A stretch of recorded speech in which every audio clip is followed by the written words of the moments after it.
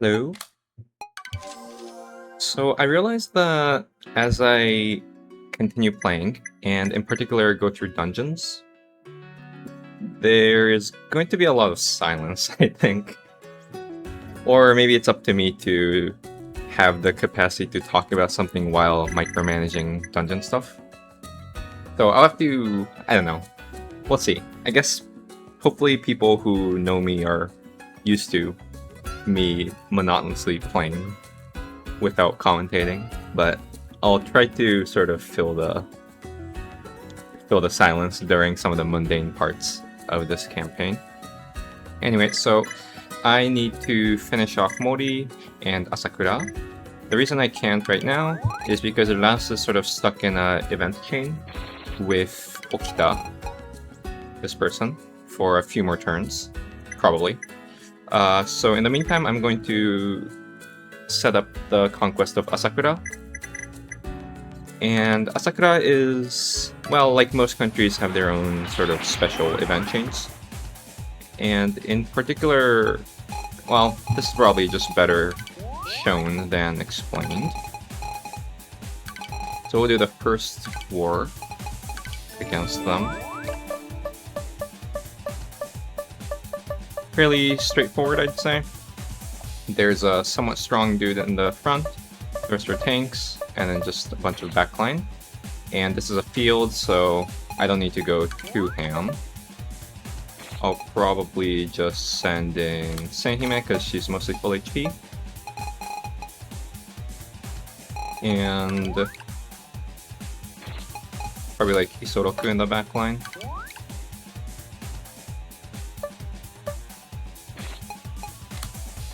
And Urza. Probably good enough. Maybe I'll send in another backline, like Magic.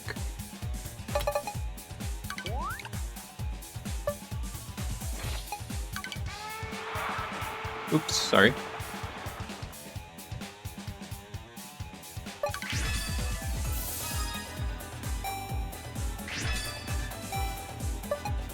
So I can't break this, so I am going to either battle tactics to try to increase her defense or attack the bowman who's gonna move next. I think better to attack the bowman.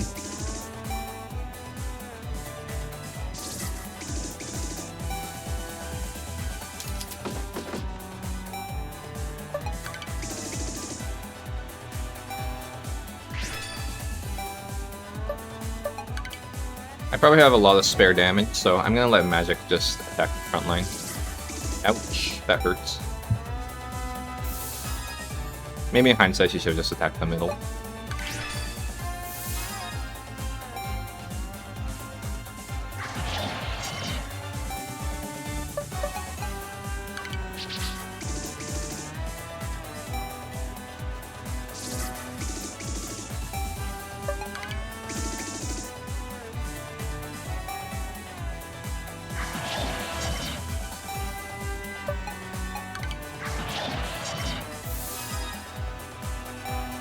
GG.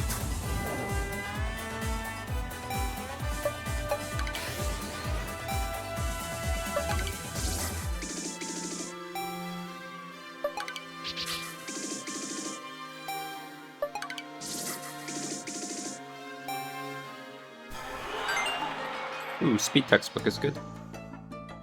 Okay, so basically, the moment you conquer a holding from Asakura, this guy offers to join in exchange of marrying Yukihime.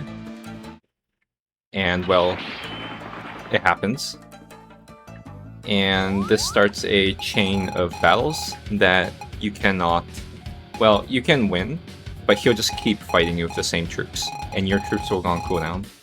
So there's not much reason to actually bring out my units here, except if I want to, say, use my Mikos to heal.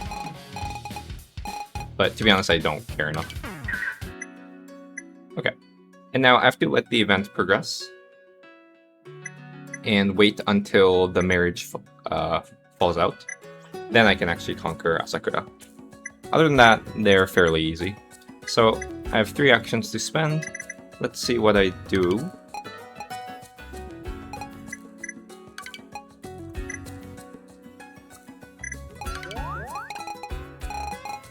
So, since I've already gone through the effort of raising Isoroku, I'm probably going to maybe upgrade her. Action-wise, it's a bit wasteful, especially because I'm not sure if I want her to be permanently in my party. But going from 6 to 7 attack on currently my main backline unit would seem pretty useful, especially because I have a lot of strong dudes to fight later. So, I will probably just raise her attack. Let me think. Yeah, I'll just raise her attack to 7. What else should I do? I can raise Bounce, but if I raise Bounce right now, his cost will increase because going from 7 stat to a higher stat increases cost by 1, and I can't really afford that right now. I'm at cost cap. So let's not do that.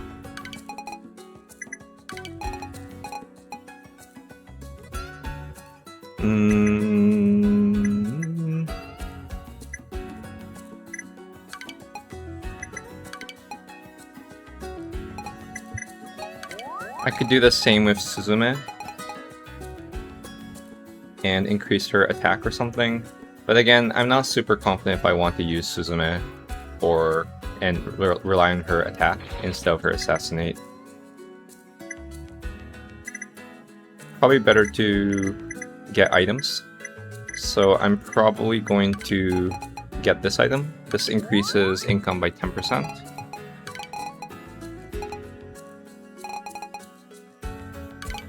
Oh wow, she has 7 search.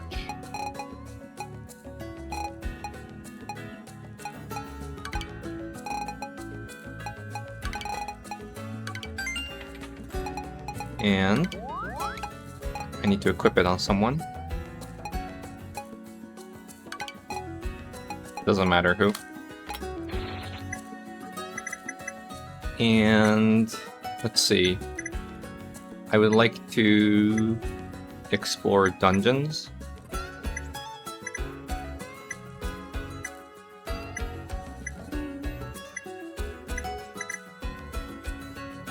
I guess I'll explore the Tokugawa dungeon. And I'm debating if I should cut this or not, but I don't know. On one hand, maybe you can just trust me when I say that most dungeons at this point is just very easy. But on the other, it feels a bit weird cutting something that I haven't really shown. So I guess we'll go through it. And I'll rely on my skills as an entertainer that I've cultivated over the past however many years to try to actually not have dead silence as I crawl through this dungeon. I think for the most part I've already explained the mechanics with individual combat, at least to the extent in which I need to sort of explain sort of my decision making. I guess one thing I will mention with the game is that Kanami has 7 speed and she's a ninja, and that happens to be the threshold you want to hit, such that she can constantly cycle people in. So I don't know if you remember, but in the beginning I was spamming retreat on the frontline unit here. Normally that consumes an action, but it consumes an action, but it's the sort of, think of the game's turn system as sort of analogous to, if you're familiar with Final Fantasy X's turn system. The idea is that every action has its own associated cooldown, let's say. And when you appear in the global turn order, sort of depends on a combination of your speed and also how costly that action is. And in the case of this retreat, it happens to be low enough that you can, I'll just show you, you can indefinitely cycle people in like this. Although actually, it's actually not indefinite according to the wiki. I've actually never had any issues, but supposedly if you really keep doing it, you eventually lose turn order. And so for that reason, it's very nice quality of life to always have a 7-speed ninja that can just move people around. That's why I'm not really attacking with her, especially because she's level 25. She's not very strong right now. Kanami actually is decent later. Her level cap I think is like 40 or something, I forgot. 45? 40, somewhere around that. So she does scale for individual combats. You just have to give her some love. I guess when I say you need to give her love, I should clarify, not in the game mechanic sense. I just mean like in the abstract sense of you just need to invest in her.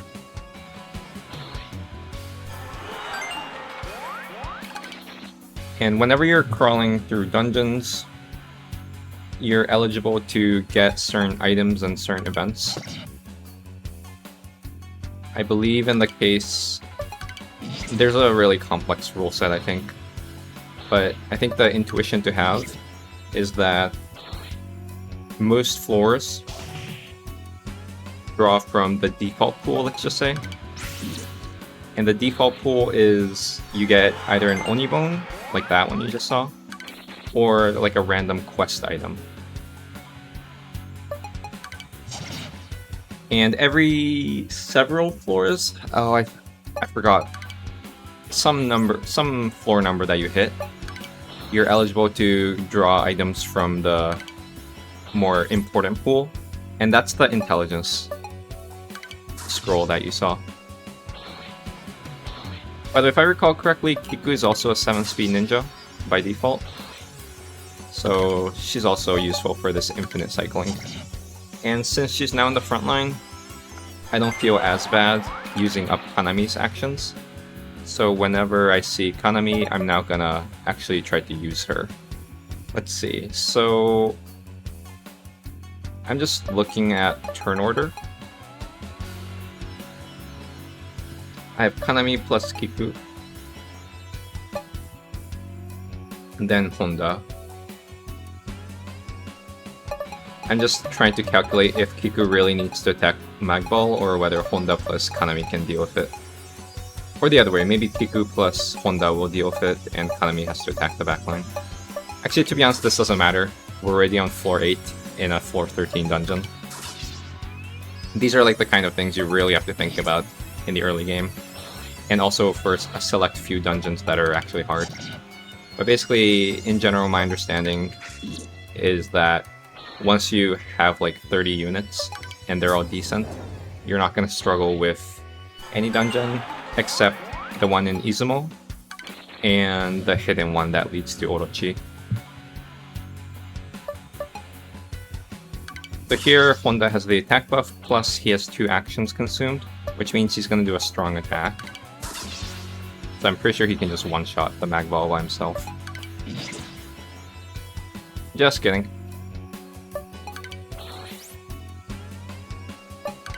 I forgot if Suzume is a 7-speed ninja.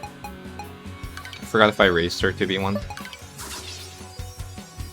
I think I did. So I'm probably gonna move her out. It's somewhat good habit to only have one 7-speed ninja out at once. Let's see, I don't think Goemon's strong enough to one-shot, yep. And typically I'd save Rance's movement here. I don't need a level 50 attacking a level 10 mob. But again, I don't care.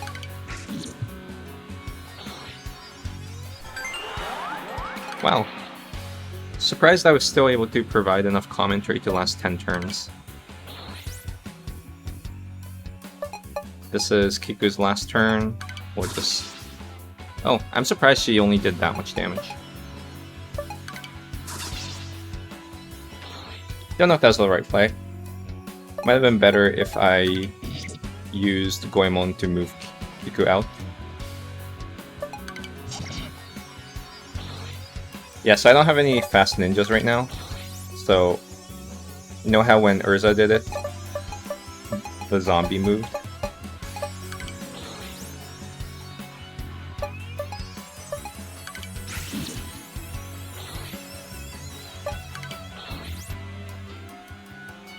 Okay. Maybe next time I crawl a dungeon, I'll talk about the lore, because there's only so much I can actually talk about dungeon micro.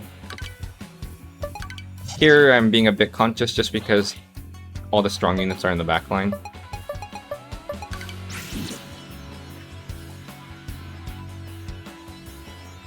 I don't care to use her fully. Oh, I was hoping her strong attack would be enough. It will. For sure magic can just one-shot the backline. Oh no. Wow. I'm severely overestimating her damage. Let's see. I'll do Syl and going to clear up the front line.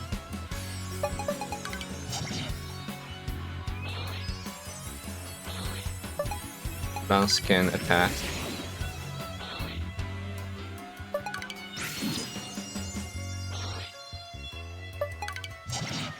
Alright.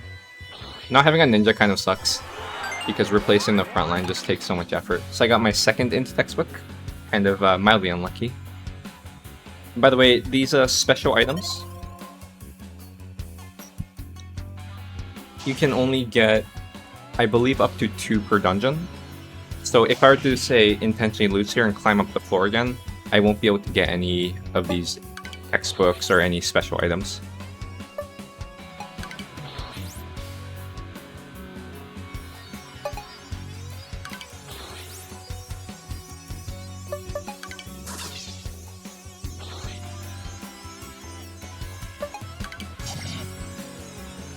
So this is probably the first time you're seeing Okita, or did I show her last time? Maybe I've shown her last time.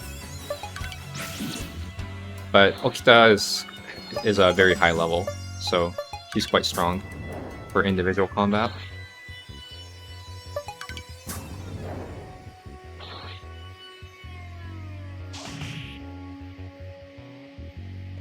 Right, GG.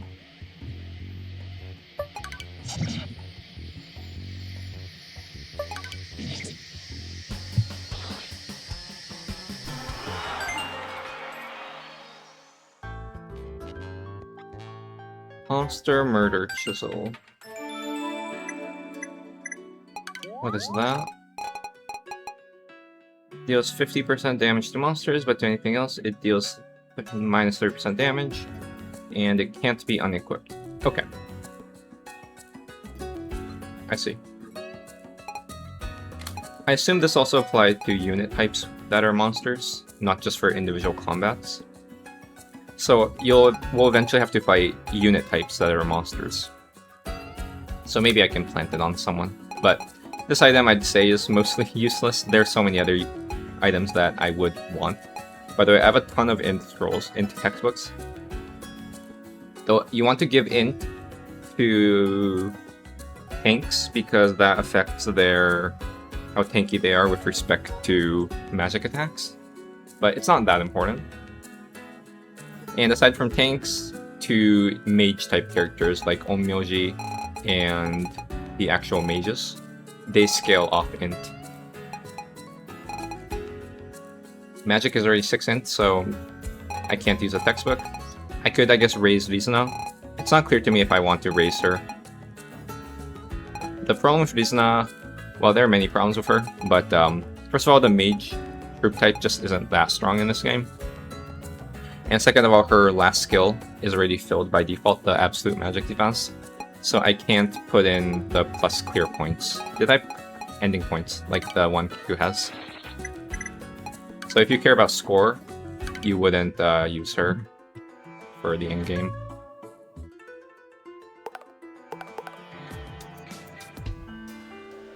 Okay, so this is the event where the marriage falls out, and I have to skip. Okay. One of those rare things I have to skip that doesn't give satisfaction. Maybe not rare. Yeah, it's quite rare. There are only a few that I can think of off the top of my head. And it's probably worth reiterating why I couldn't finish Mori. It's because I want Rance to participate in the final battle of all castle sieges.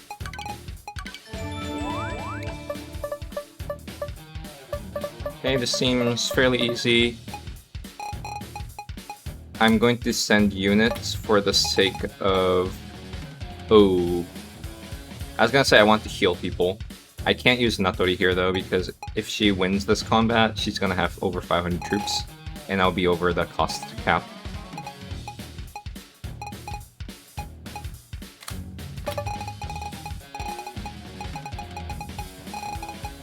So I'll use Chinu. They have a backline though, so probably better to have the tanks guard each column. Guess I can try to capture people with Kyoko, and we can use Ranmaru.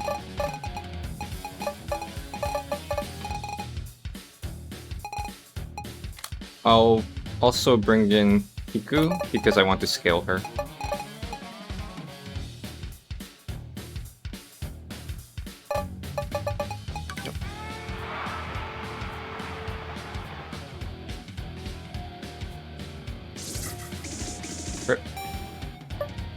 Let's see, so... Actually, that's not a bad thing, because Shibata still has a 50% to hopefully block this gunshot. But who knows?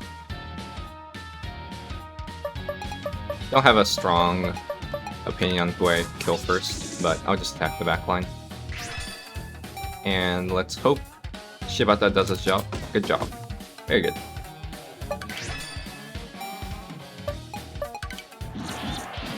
Oh wow, they're very tanky. I'm not entirely sure if I can actually kill them. Just with Ranmaru. I guess I can. But that requires Kiku to also focus the guard. So I'm just gonna wait.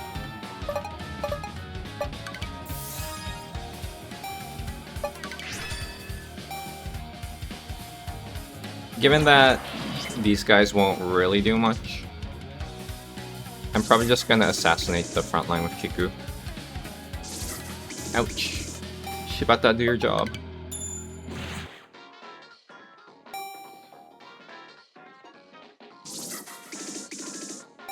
Now I can just kill the front line.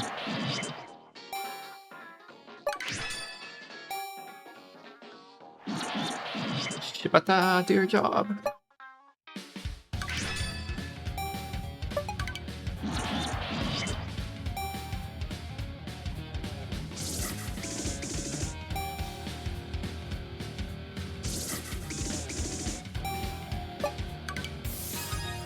Well, this fight was mostly to heal, so it's whatever.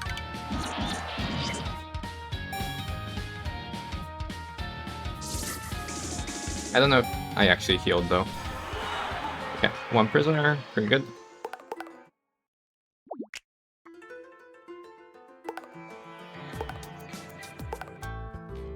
Oh, the event didn't trigger. Why? Because there was a higher priority event, I guess. Cool. Which means I can actually move Rance right now. So, this guy is primarily going to be used for satisfaction later. Well, not him, but he happens to be part of an event chain that gives satisfaction.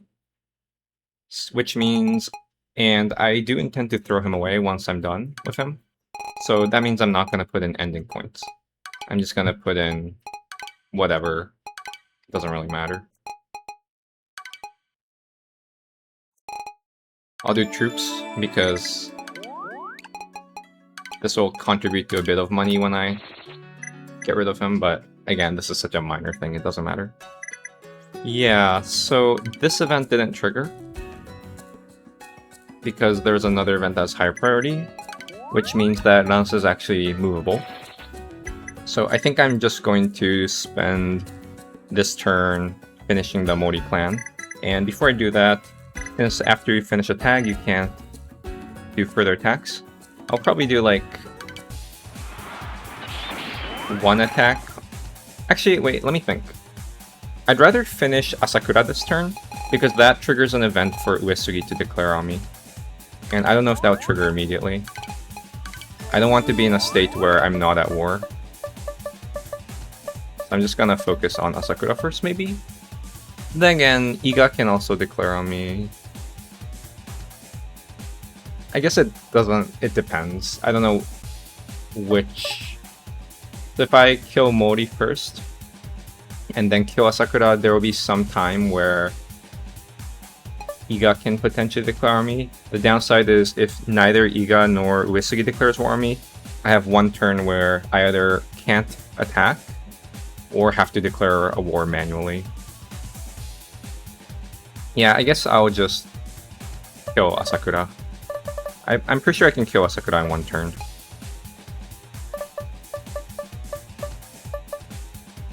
Yeah, so they have a... So I'm attacking into a field, so I don't actually need to, say, like, obliterate all of them. They have a backline... They have a backline that's not defended by Ashigarus. So all I need to do is... bring in a relatively strong backline, like magic. But you know what? What if I give Rizuna some love? And just give her int scrolls. I'm gonna try to raise her and make her useful. I think it'll be fun. This one's mildly annoying to get through. I think what I'll do is I'll send in Suzume. And let's do one tank to deal with this gunshot potentially. And Ranmaru and one backline tactician.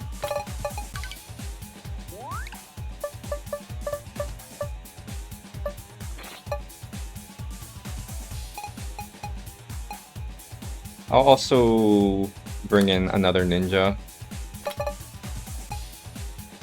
Just to... I mean, it doesn't really matter. But it'll be fun to use her. Cool. So I think Suzume's first thing is just assassinate. Good. Now the front line should just fall. Let's see. So it seems like Ranmaru gets to move before the musketeer. So Ryoma doesn't actually need to attack the musketeer. Guess I'll just attack the Onmyoji in the backline.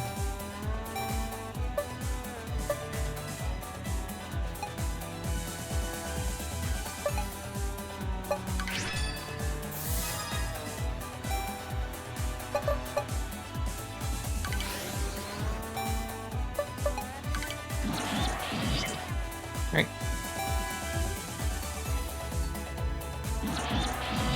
Oh wow, he's quite strong. So Rizuna has an int buff, so she's actually quite strong. Let's see, I guess she'll blast the tactician, I think? Or maybe the archer. I guess archer. Tactician might not attack. Likely we'll do a status cancel, yeah. Okay, kill this dude.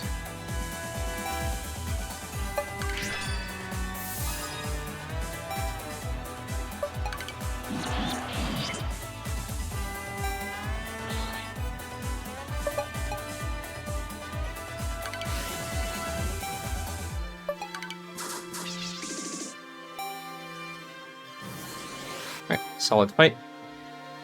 Yeah, so one of the major problems with mages is how slow they are. Look. Ryoma's moved 4 times. Well, 3 times. Will moved 4 times. Senhime's moved 3 times. And she's only moved once. She even has a speed buff, apparently. So. That's the limitation of mages, I think. You can make them work in certain cases, especially if you upgrade her. She can get an AoE attack skill, which I might get.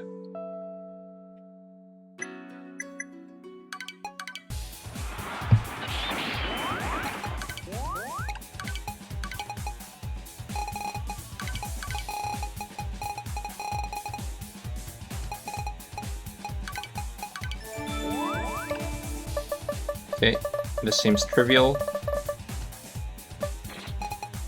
Honda plus... Okay, let's use the Musketeers for fun. I probably won't get to use them in most battles. Something like that. They have 2 front lines, so presumably the Musketeers will one-shot both, and then Honda can attack this guy or something.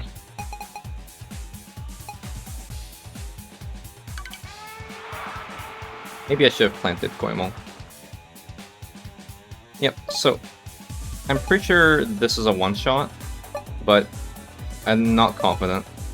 Just in case, I'll attack the weaker one, and Honda can finish off the Ashigaru. Very good.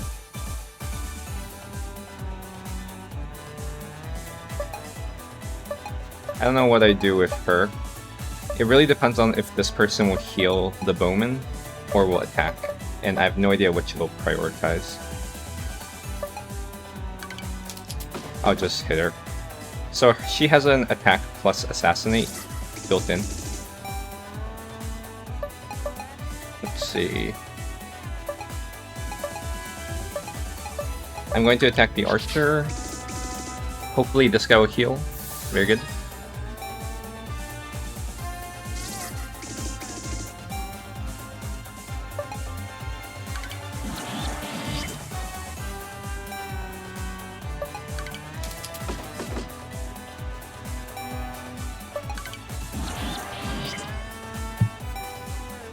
Cool. Shigehiko gaining opinion is unfortunate. Alright, and final battle. This battle is not too difficult, but there's just one trap in this battle that you have to be careful about. Let me just scout. I'll use Kanami, I guess. The thing is, I don't want her to hit 1,000 units, so I can't use her in battle. I mean, I can if I just get rid of some of her units.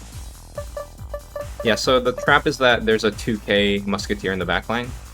So if you kill the front line, this Musketeer will blast if you don't damage him first. So typically you want the back line that will either do considerable damage, or you only want to wipe out the front line when you're like really ready. So I'm going to use magic because magic attacks go sort of pierce through the 50% damage reduction on guards.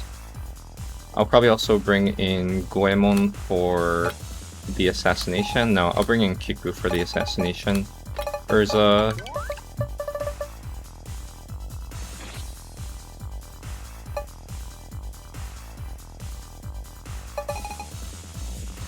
And maybe Teru.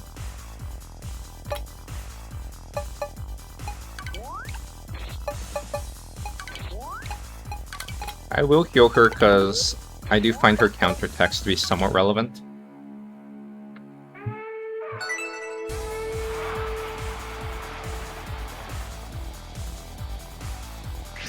Okay, not surprising. That's an immediate guard. And let's see, I'm just looking at turn order. It looks like Isoroku will move. And I don't know if Isoroku can one-shot this guy in the back. Basically, I don't want him to move. So I'm going to attack the guy in the back.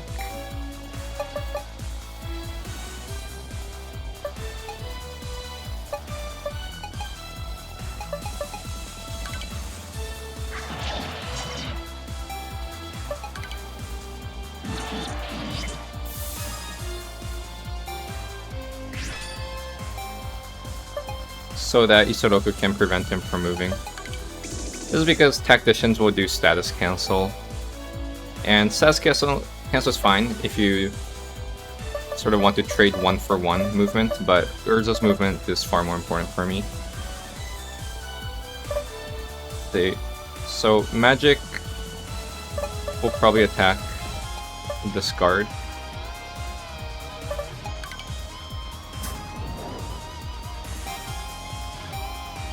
And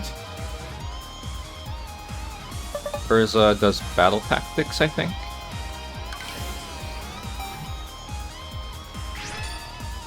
This is unfortunate. Okay.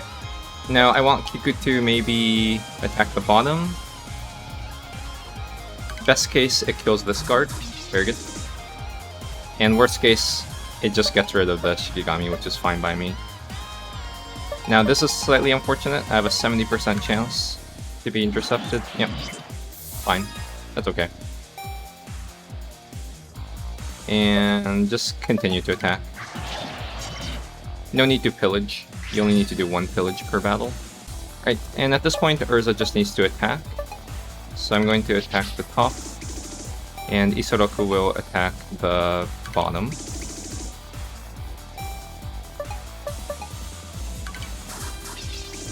Yep, seems like a GG.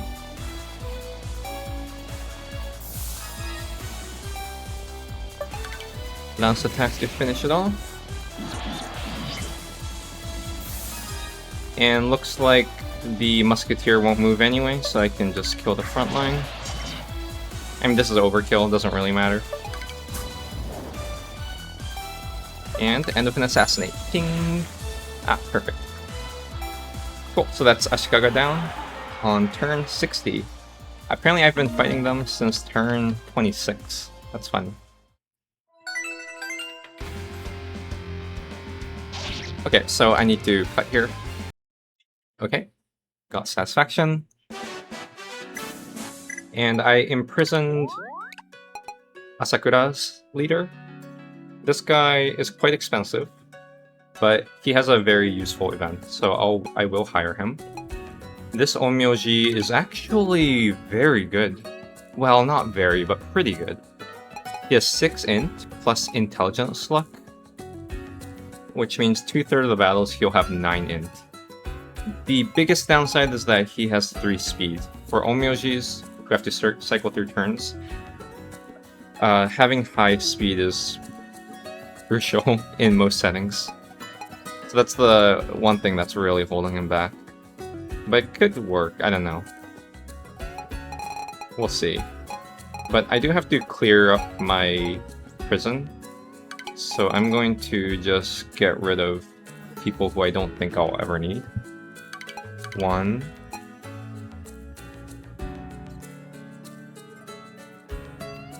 2. This guy seems very good, but I don't need a samurai. 3. 4.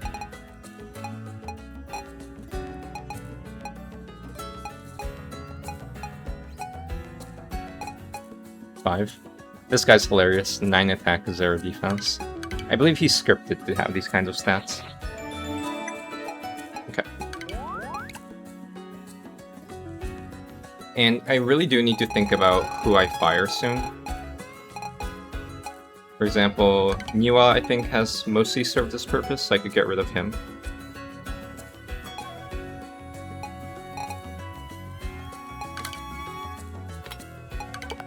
There's only one more unit who I really wanna capture, I think.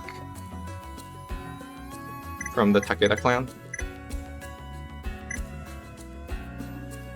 All the rest of the units I want to capture come from events or will be scripted to join me. So, yeah. Niwa's done. Thank you very much for your services. He was very useful. Though he gets very upset when you fire him. And so I can hire one more person. I think I am going to hire these Soheis, so I can milk their troops for money. And then I'll hire the person who I actually am going for. But only one at a time. Alright, I have one more action. What will I spend it on? Probably... Let's see...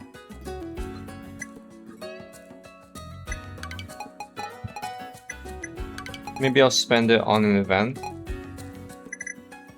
In particular...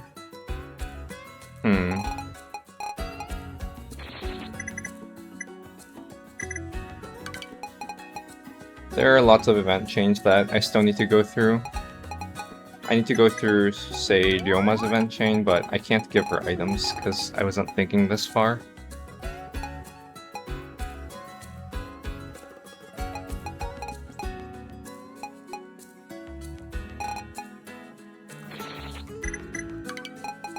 Are there any events that I want to go through?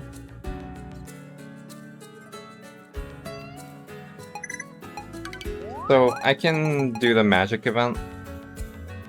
Not because it helps me right now, but this is something I eventually need to do. So magic is somewhat special in that you never have to interact with her at 7 out of 7.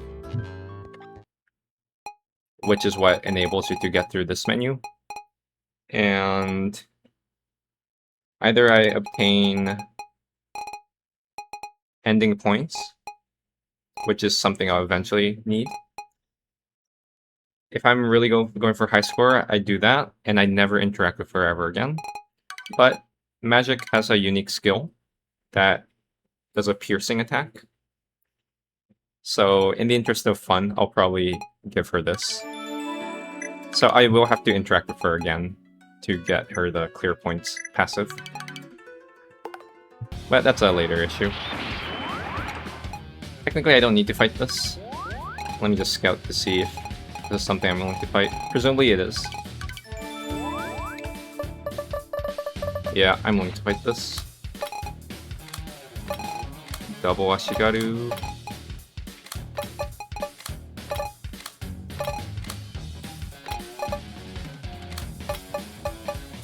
Guess I can bring in Natori now.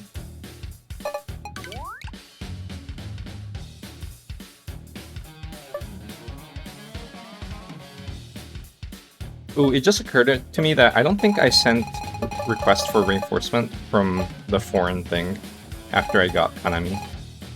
Kind of an issue. I should really get to that next turn. That's my bad. Let's see. This is presumably good enough.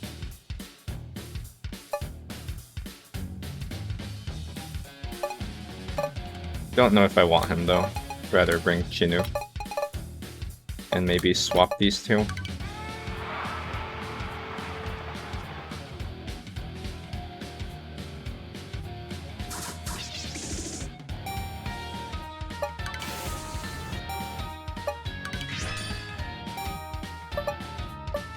I don't even think Natori needs to do a double guard.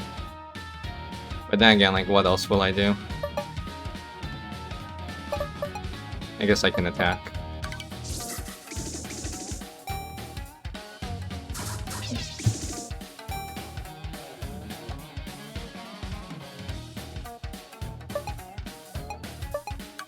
I guess I'll Mercy Charge and see if I can capture, but this guy's very tanky, I don't know if I can.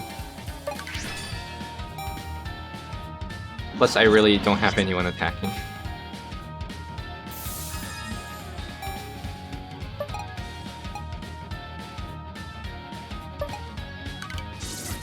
Yeah, I don't see myself going through this front line.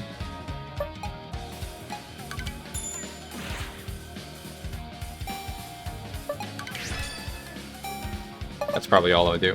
So I'll just heal from now.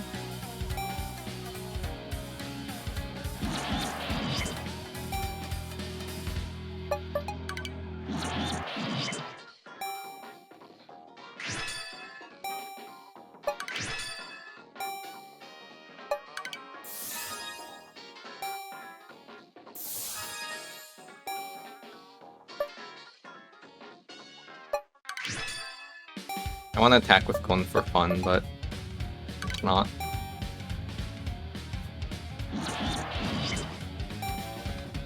Alright.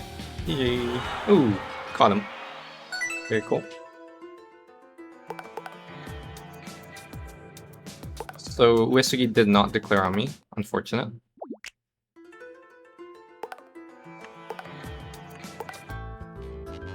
What's this about? Oh, okay. So this is a... I'll show you. This triggers after turn 60, so I'm surprised it triggered immediately. I feel like from my experience it tends to take a bit, but it gives me these operation permits. Basically, if you equip a unit of the appropriate type who has over 1k units, then at the end of the turn, if you haven't used them, they will go ahead and conquer a random province, a random holding. So this is kind of like a solution to late game fatigue that they have. Unfortunately, in this playthrough, I won't really be using them that much because basically it doesn't work in part 2 for the most part. That being said, this is still extremely helpful to just wipe through these tags. But I think what I will do is I'll fight, and by the way, Uesugi didn't declare on me, which is unfortunate. What I'll do is I'll declare on the Mori clan, hope that Iga or Uesugi declares on me by the end of next turn, and if they don't, I'm gonna manually declare and start rushing them. Anyway, so this guy, dismiss. Thank you.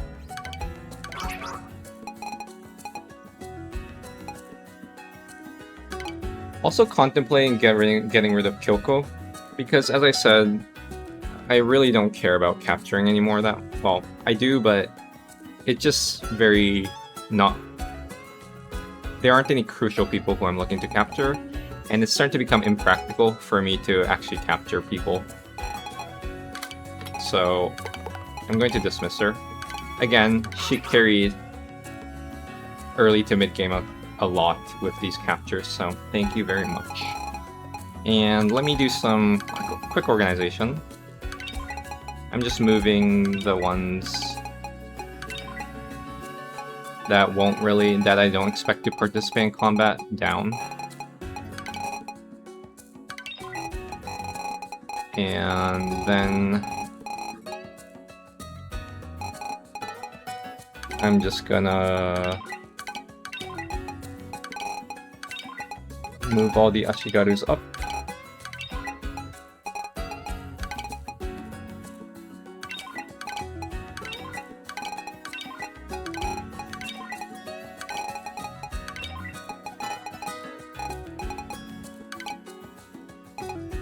And then just the back line.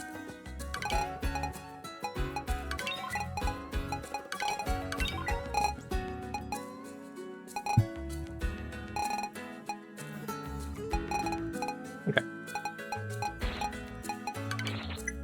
So I need one slot open so I can recruit Mori, Motonari. But the other slot I can use for something.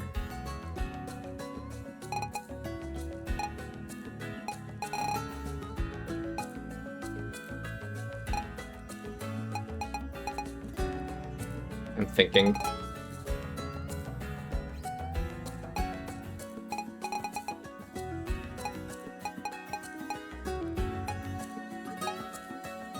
Well, what do I do?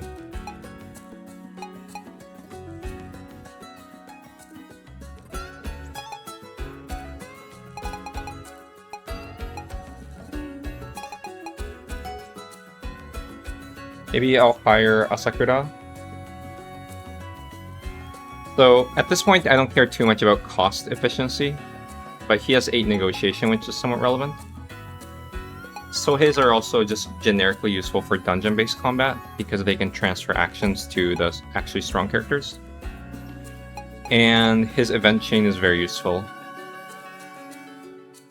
But it's not like I'm going to go through his event chain now. So I'm just wondering if I want him now or I take someone else in the meantime.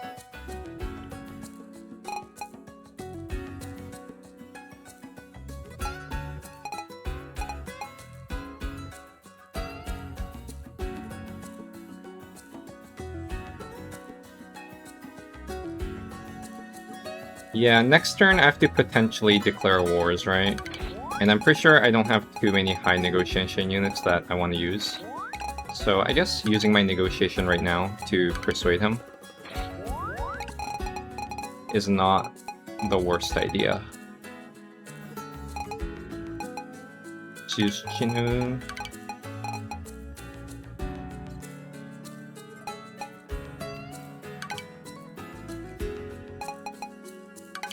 Something like that.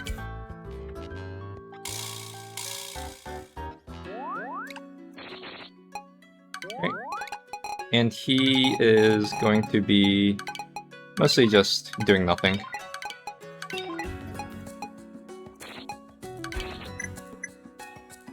Okay. So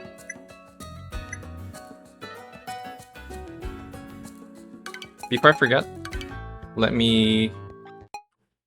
Oh no, it seems like I already am doing... I've already clicked on summon from foreign because that option isn't visible. Pretty sure. Pretty sure that option has very high priority, so if I don't see it, I think it means I've already clicked on it. So I don't have to worry about that, actually. Let's see.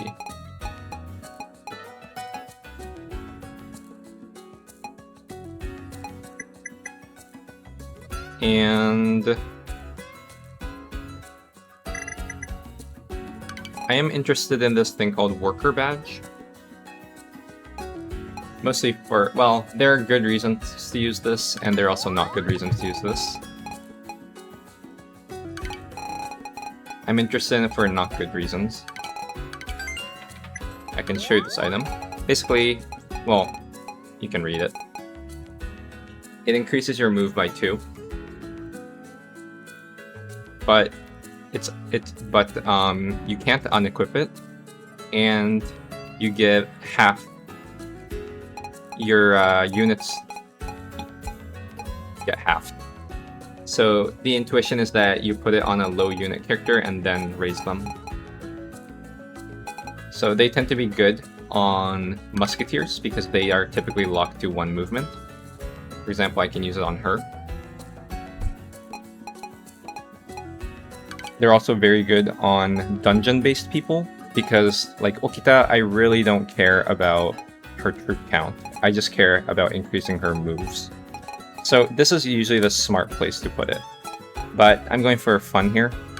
I'm going to put it on her, Yuzumi, and I'll try to raise her as a useful combat person. So once you go through the half penalty, it's not like future recruitment. Oh wait, is it? It's not, right? Yeah. It's not like future recruitments are penalized. So I can just start boosting her up. But as you can see, musketeers are crazy expensive. Wow, this is expensive. And yeah, if I'm like raising her, it's only for fun. There's really no tactical reason why I should be doing this. It's fun. Well, I'm not sure if it's fun, but it's something I've never done, so I'm mildly interested in it. But I think I'm not going to raise her right now. I still have a few important things I'd like to spend my money on. Anyway, let's finish off Mori.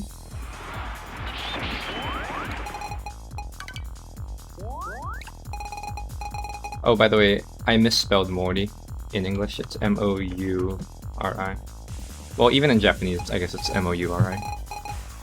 Let's see. Guess I can probably use Suzume to scout.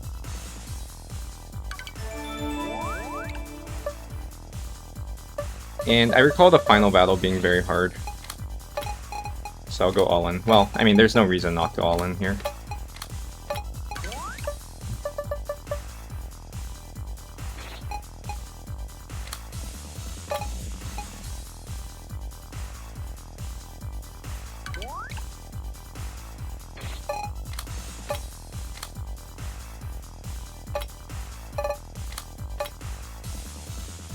I'm a tad afraid to bring magic to the front line, but she's the only one in this battle who wouldn't brick my run if she accidentally dies. Basically, I'm worried about someone going through Hiru in the first turn. It could happen. Hopefully it doesn't. Also, let me... recruit. So, unit cost to recruit goes up at certain thresholds. 500 is one of them. And every time they finish a combat, every time people finish a combat, you get a fixed number of units. So, if you plan to get them past 500 or 1,000 or whatever threshold, and you can afford it, you should do it sooner rather than later. Kind of want to do 1,000 here on Urza, but maybe that's overkill. I don't know what I'm saving my money for. I just need to ensure that my money is always at 50k, so I maximize, so I constantly get the maximum benefit from the money management passive. Other than that, it doesn't really matter. I think for fun, I'm gonna try to raise magic to 1,000. I've never actually worked with her. In fact, I never work with most of these characters because I've only played trying to maximize my points.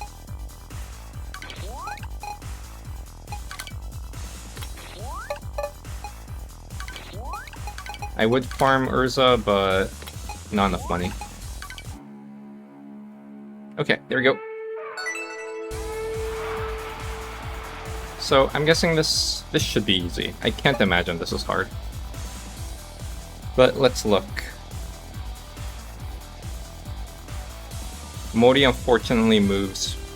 Oh no, Teru moves first. Amazing.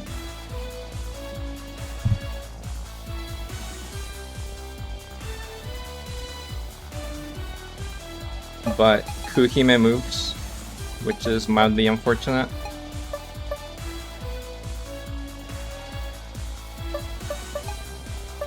Wondering if Natori should turn 1 Miko Storm? I think she should.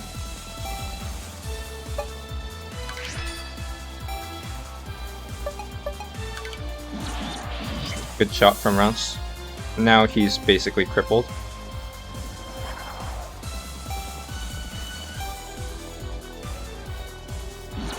Okay, and her preparing is amazing, because Isoroku just does this.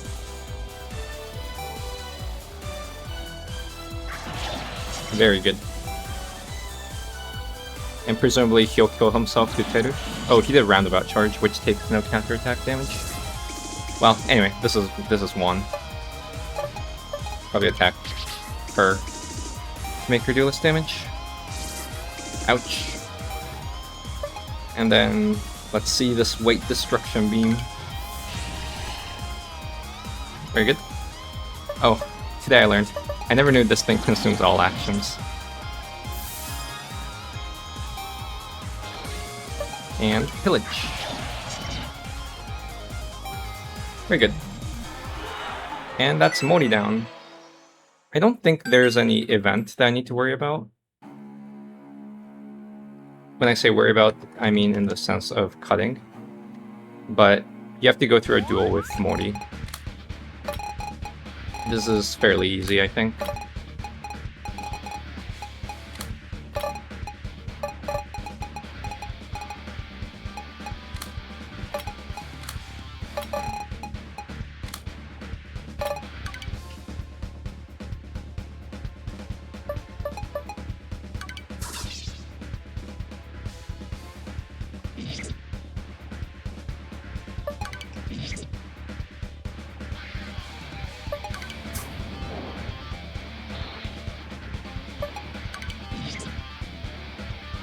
Honda probably should have attacked up. So Mori is extremely useful in personal combat because, as you saw, he does flat 200 damage. And in terms of like individual combat, flat 200 damage is crazy good for certain bosses because they're going to be bosses that are like level 99, and so nobody will do even close to 200 damage to them. So he's going to be very useful in personal combat. Oh yeah, so there's an event I have to cut. It's her. Okay, 5 satisfaction, and let's see. I need to go through Kiku's event chain. Maybe I actually enlist Kojika here because I'm looking for... So I do intend to recruit Mori. Where are you, Mori? This guy? At some point. But right now I might want to recruit Kojika. So she's going to be an Onmyoji. And if you recall, I have these operation permits that I'll use for my Eastern Wars. And they're restricted by class. So I want to use one for Ashigaru, so on, right?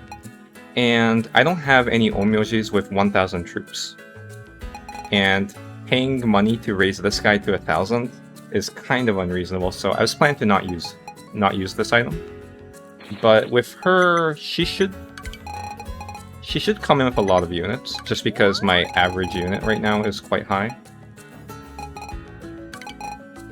I don't know if it's high enough that she'll be 1,000 instantly, but certainly she'll be closer than starting from 218. So this guy, I'm gonna get rid of anyway, so I don't want him to contribute towards the average.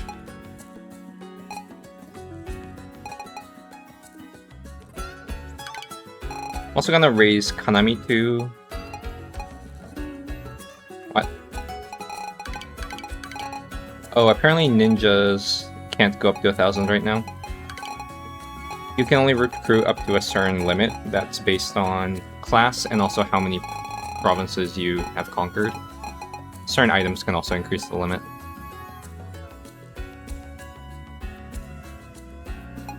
Let's see. I guess this guy also doesn't need to be above 300, so lower him.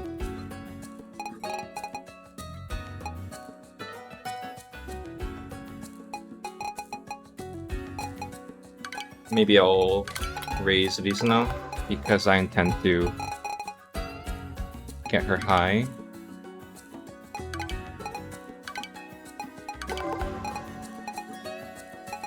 Yuzumi I'll dip her, because she's already below 300. And I could get these two 1,000. Cost-wise, I should be fine. Yeah.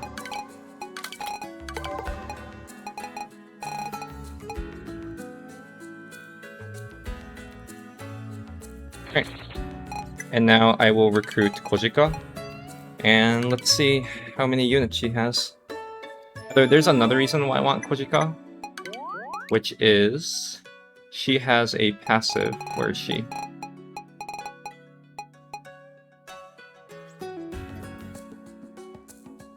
Where did she go? Oh, apparently she doesn't scale off of our unit size. Okay. She's probably like a flat 100 person.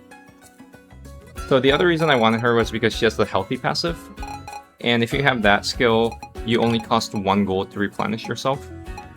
And the quirk with these operation permits is that you lose some units after this auto battle kicks in.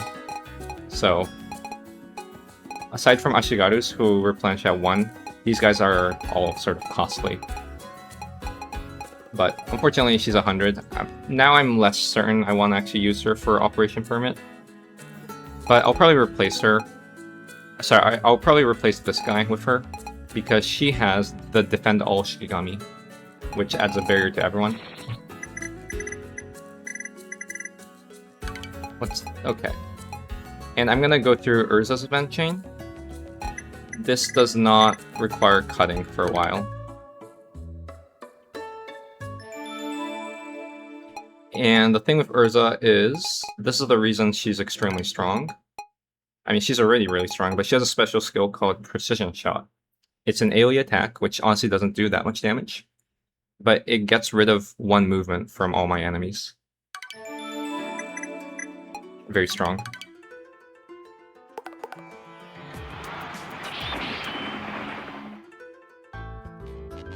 Okay, so I thought this event already triggered. Or maybe not. Or maybe it can trigger multiple times, I don't know. So, I'm looking for an opportunity to get into wars, so I will click on this. This gives no satisfaction, but starts a war with the Hojo clan. And let's see if Uesugi declares. No, they don't. Okay.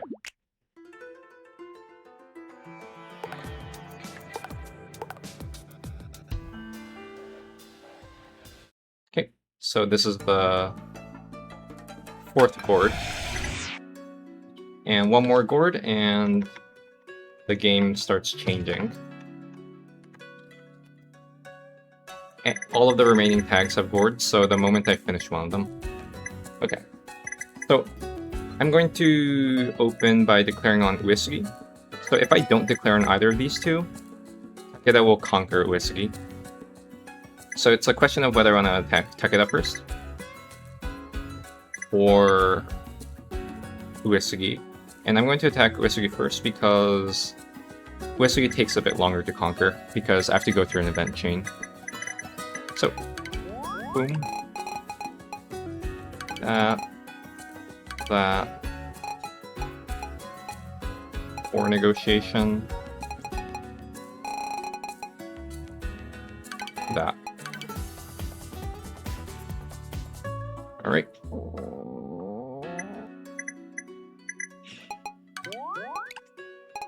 And now I'm going to start setting up my operation permit. So, I think my operation permit will go to Shibata. Just because Shibata's not... Actually, he has Fleeing Warrior Hunt, so maybe not. Okay. For this turn, it'll be Teru. It could also be Senhime, honestly. Maybe I'll do Senhime. Get her to 1k. The thing is, I do want to farm Opinion with her.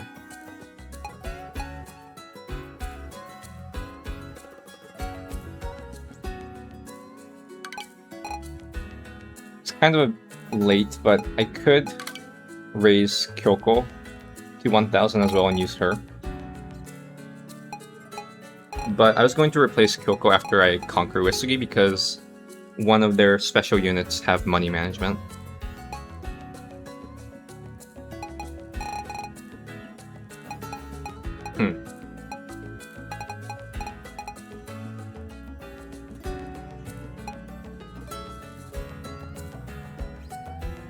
I guess...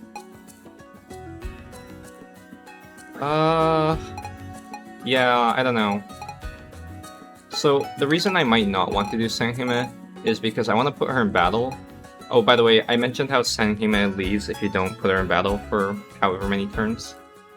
The Operation Permit does count as battle, so you don't have to worry about that. It's more that I want to put her in battle so I can maybe get her to 7 out of 7. I'm looking to clear, actually raise her and clear her, so...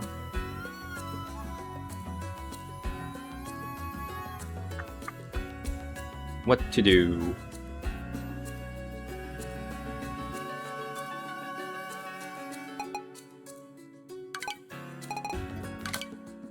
It does feel a tad wasteful to invest like this.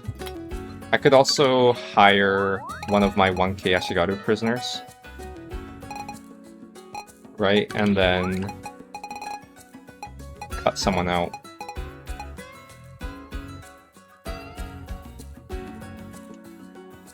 Guess if I were to cut people out, it will be this Onmyoji and this tactician. I'd have 2 slots. One of the slots need to be available for Mori, the other needs to be available for the next person from the foreign help, so I'm really struggling with troop organization or force organization or whatever. And she's prime candidate to be cut out next. After I conquer Uesugi, that is. She's also someone I can cut. She is quite useful because she's 6 search.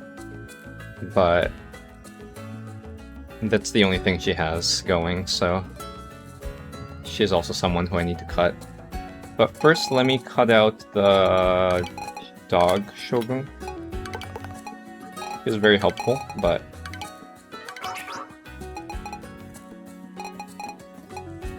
can't really continue to use him. And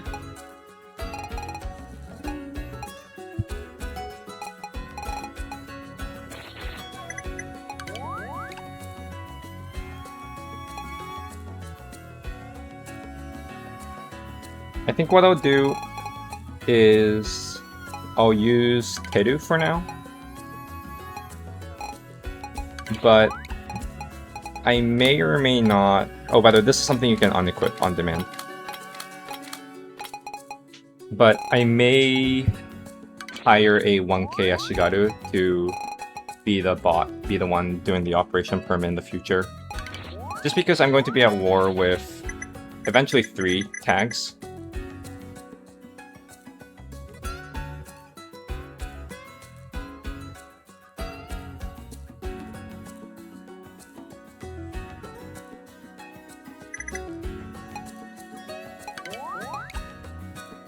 It does mean I need a lot of Ashigarus that are actually useful for combat.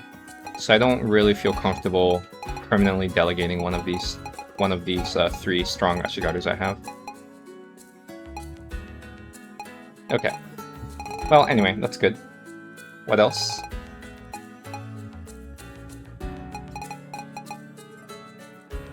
So I want to bring Kanami in a battle or 2, so I can get her to 1k troops. That's the typical use of Kanami. Personal combat plus operation permit. The main downside, or the thing I wasn't thinking about, is that I can't actually recruit to 1k manually, so yeah, I need to bring her in battles to get her to 1k.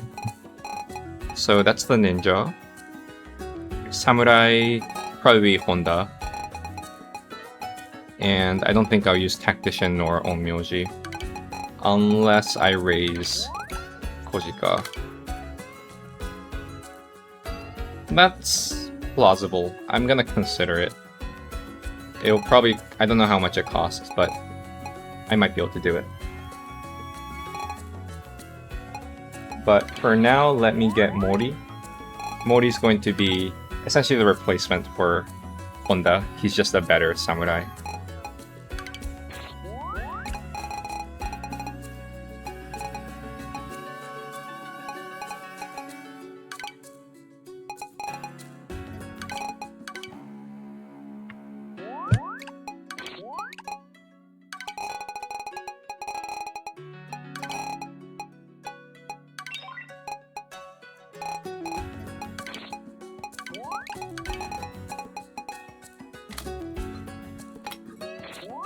Okay, so the game plan is conquer...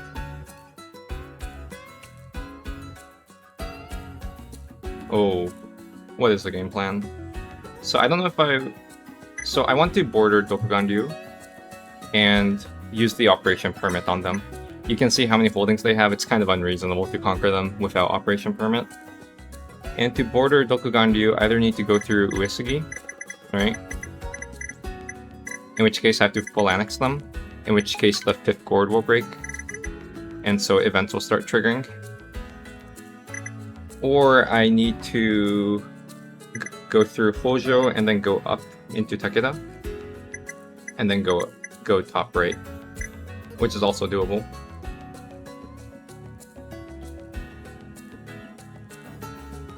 Or I can just full annex all of them and then deal with Dokugan Ryu during the cooldown I have.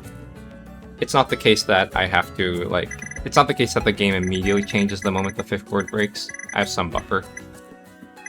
And Dokugan Ryu's can be done while during part 2 of the game as well, so it's not crucial. But yeah, so for now, looks like I have 2 operation permits going. And let me think. I'm probably gonna buff magic speed.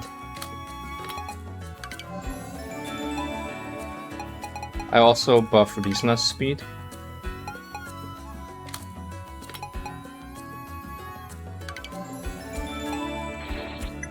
And upgrade Rizuna. Again, this is for fun. She has this thing called Angel Cutter. It's AoE damage to everyone. Uses all actions. So think of it like a Onmyoji's attack that doesn't need channeling, but also does half damage except to monsters and Soheis. So honestly not very strong. But will be fun to work with. Geez, she's so expensive. Alright. So, once you get Operations Permit, using your actions for combat starts becoming a tad wasteful, right? Because you have one unit, you just have to sort of, in quotes, sacrifice one unit to get one action worth. So I'm going to mostly go through events that I know I need to go through ahead of time. So in particular, I will be clicking on this Kiku event. This is a 5 satisfaction event, so see you in a bit. Okay. And once you go through events with all of the 3 daughters, you can get 5 more satisfaction. So again, this is something I need to cut. Okay. And there's a very important reason I actually need to do this quickly, which you'll see probably next episode. Why this event chain I need to go through. Okay, so this happens with the operational permit, so I'm just using... So Teru's automatically conquering something, and you see how she lost troops. So that's why I mentioned the thing with Kojika. Anyway. Where they conquer is random.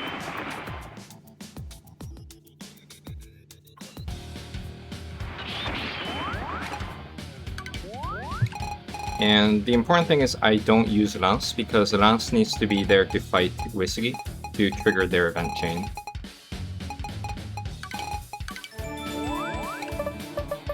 Okay, this seems like a very trivial fight. And I want to make Kanami have 1,000 units, so I will bring her out.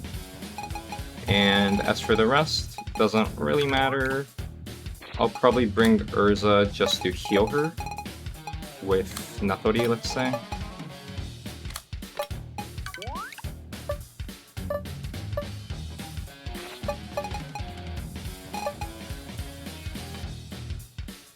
Maybe showcase the power of Kojika.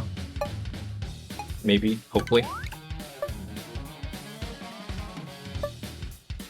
And maybe also, yeah, that's all I have in my mind. I guess I'll use magic for fun.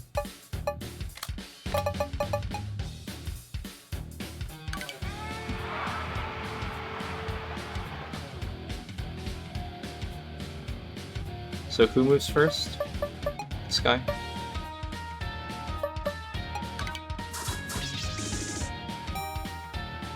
She actually did more damage than I thought.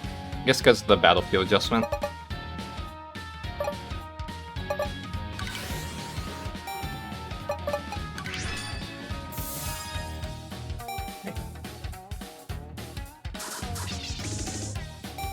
Natori heals. And she now uses the Defend All Shikigami. Boom, look at that. So good.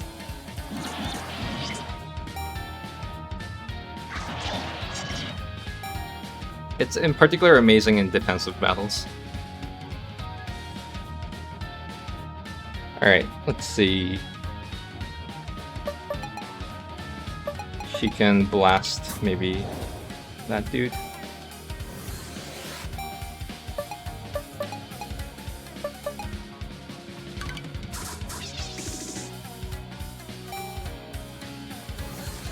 Okay, and now this is yet another power with Urza, so the precision shot that I unlocked. Now these guys can't move. So it's very powerful, as you hopefully just saw.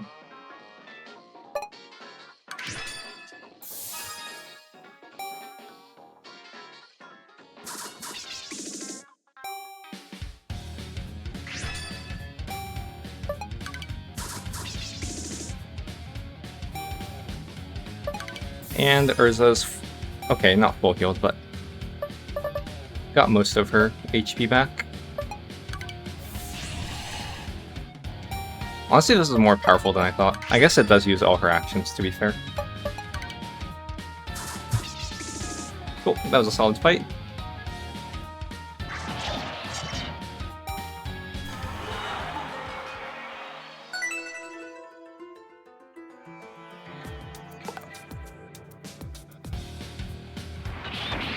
Okay, so Scout is... So Kenshin is here. If Kenshin is there, you just send the bounce out, and the battle becomes an auto win.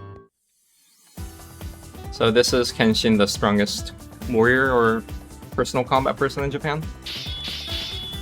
And does beat Rance, but falls in love with him. So they retreat. And that triggers an event chain.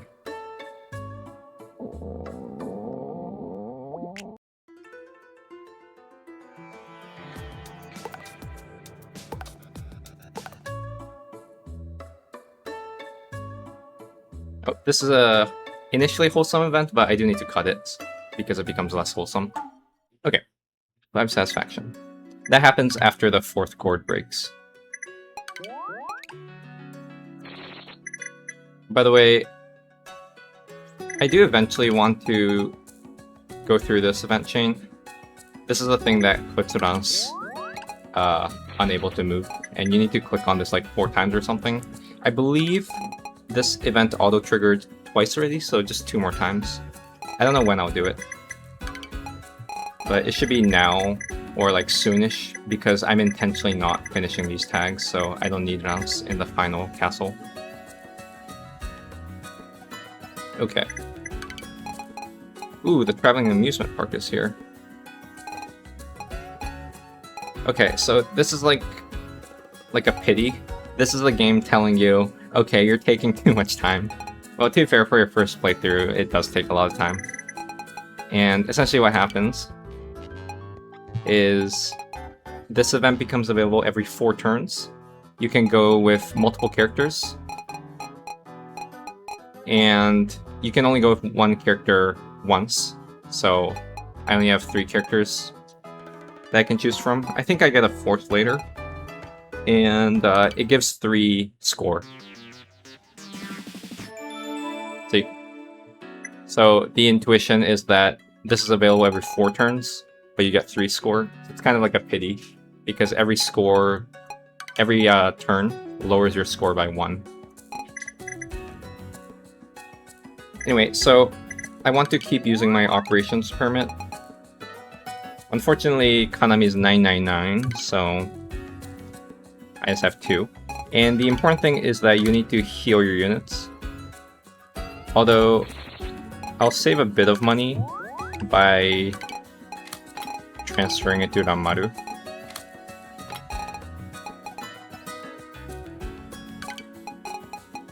And similarly, I'm gonna...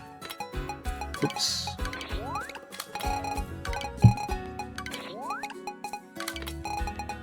Get Senhime to 1k, and move over the operation permit to her. It's a lot of micro, I'm probably not going to do that. And yeah, I'm really debating if I want to raise Kojika up to 1k. To be honest, I don't think it's worth it. Just so I get 1 extra operation permit person. Yeah, I think it's too expensive to do it.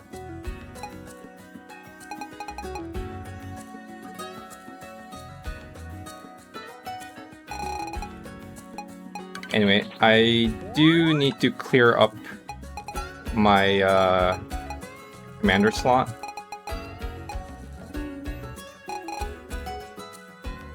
Because I have 1 commander incoming soon.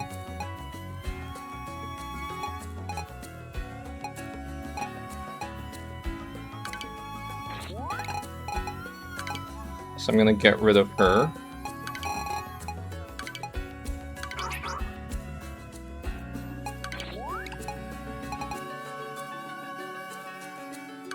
I don't know if I want to delay. I actually don't know when the new commander is coming, but I might grab this Sohei just to get some money. This is probably the last time I'll have extra slots to play around with. I think after this, I'll always be filled.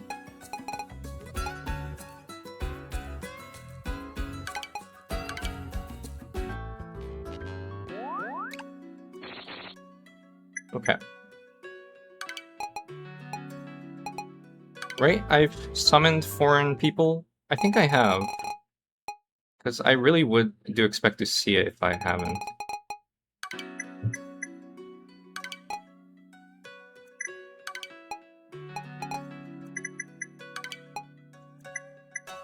Yeah. Okay. And as I said, I rarely intend to use my own actions to attack now with the operations permit. So I'm going to use my actions to try to go through event chains.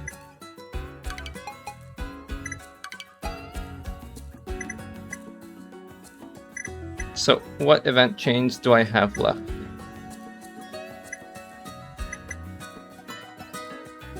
Search for dungeon.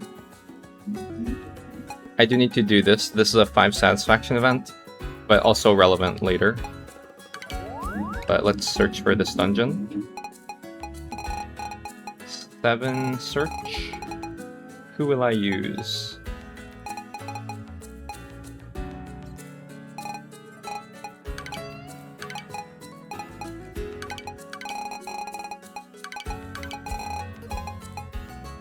Late game struggles when all your units are useful. Okay. And can I afford to do 20 search?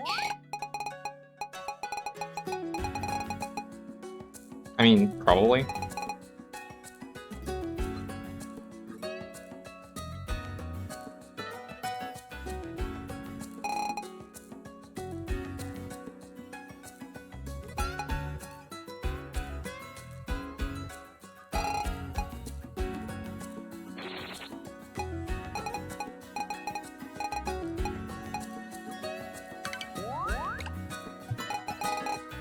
The 20.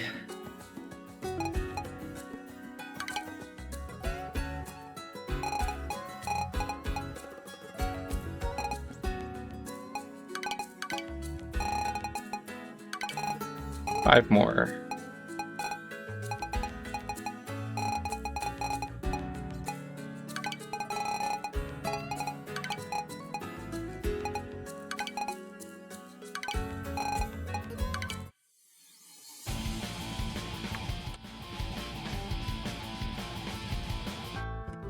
And yeah, see you in a bit.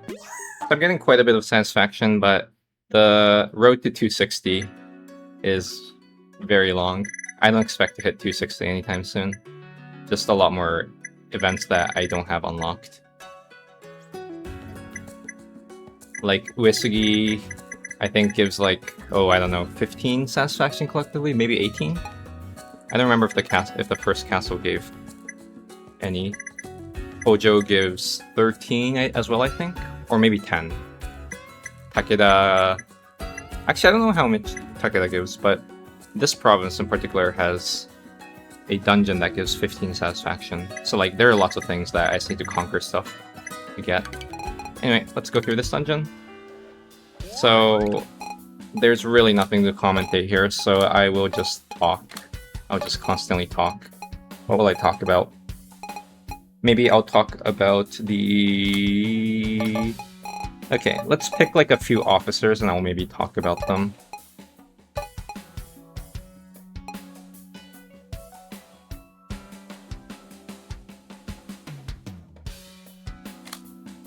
The problem is I don't know any lore, so I can't really talk about lore.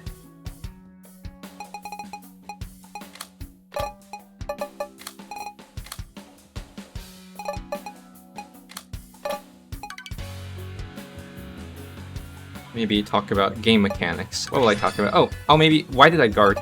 That's total autopilot. Maybe I should. I shouldn't talk if I'm doing that. So maybe I'll talk about Operation Permit a bit more. And second playthroughs. So after you clear the game once, you unlock... You can do like a new game plus, essentially, where you can start over from the beginning, but start with certain bonuses, and the bonuses you can start with, or what bonuses you can start with, depends on your highest clear score you've ever achieved. And so typically, at least for me, on my first playthrough, I got 0 score. And I think that's like, honestly, the normal thing. It's just really hard to get positive score on your first playthrough for many reasons. The first reason is that the first playthrough you're forced to go through what's called the official history route or official route.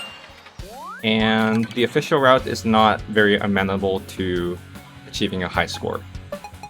Just a lot of scripted events that force you to move in certain ways.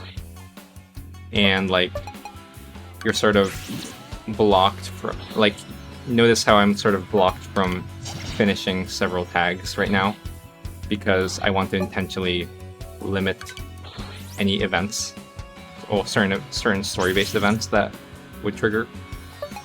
So that's one reason why it's hard to get a good score on the official route. That doesn't mean it's impossible though. Like, presumably I will achieve positive score in this playthrough. I don't know, but that's the hope. And so far the plan is I will.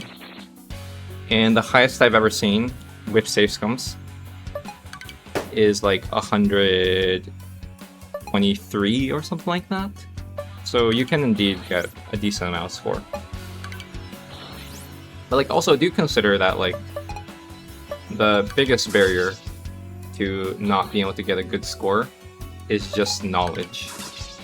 Like, this game, as you've been seeing, throws a lot of sort of knowledge checks at you if you want to optimize. I mean, that's the case for any strategy game, right? If you're trying to optimize a particular strategy game, it's just going to be, well, not just, but a large part of it is going to be knowledge check. This is the boss of this dungeon. So all dungeons, the last floor is like a fixed boss setup. And it looks hard, but I have so many units that it's not very hard. Yeah, anyway, so what was I trying to say? Oh yeah, it's hard to get positive score in this game in your first playthrough. So typically, I would expect that you would get 0 score, and then the bonuses you can start with is going to be based on how many routes you've cleared. So the actual formula for what bonuses you can start with is your highest score you've ever achieved plus 5 times the number of different endings you've cleared. So after your first playthrough, you've cleared the first ending, so you get to use 5 points. Assuming you've obtained 0 points, you get to use 5 points in your New Game Plus thing.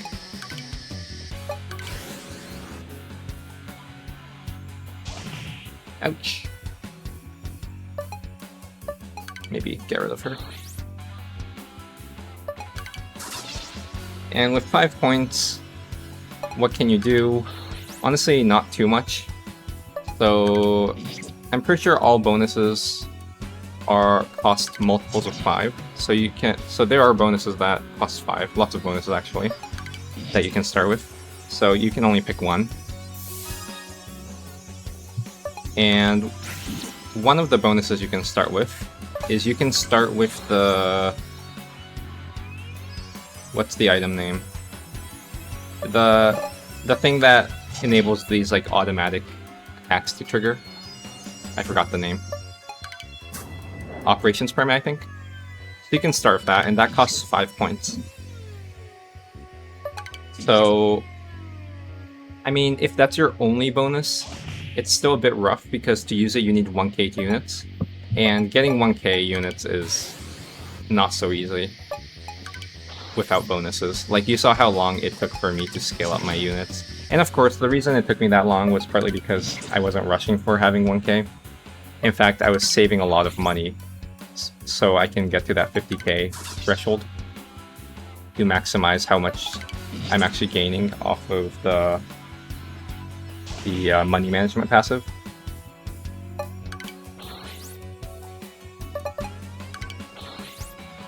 Geez, where's my front line? Okay, I got a 7-speed ninja, so I can actually shuffle people until I get who I want. There you go. I was waiting for it else.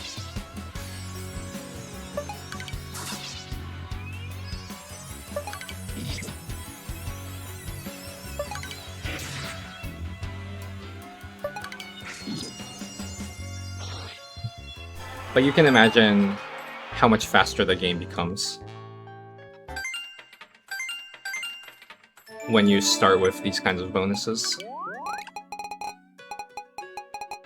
So I got this item. It's not the worst of all the items to get. I'll take it. Just a 10% income item. I believe these items are multiplicative with respect to the merchant passive, this 5% income. I honestly don't know if they're multiplicative with respect to each other though. Like I have 2 copies of, well, they're not copies, but they do the same thing, at least according to the name or the description. Yeah. So that's what, 4 actions used. I don't think I need to interact with the prison, or rather I can't. Well, I can if I get rid of him. Yeah, maybe I'll do that. I think he served his purpose.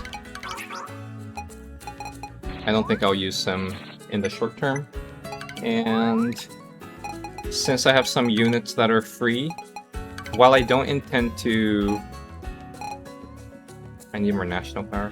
Okay, while I don't intend to actually hire them, since I can bank my negotiation progress, I'm going to take this guy, who I eventually plan to hire, and just bank some negotiation.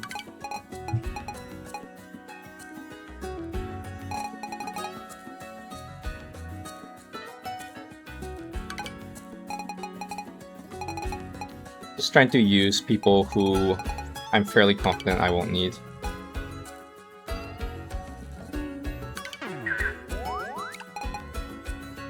I also want to hire him, but apparently I don't have enough national power, so I can't start it. I think that's just it, though. It's just these 2 that I would want to hire later. The rest, I probably won't have to hire, but we'll see. And I can enter now. Let's see who goes.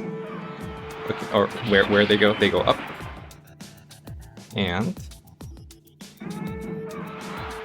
okay.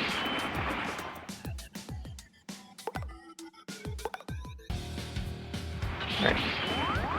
So, let's see what's up. For search.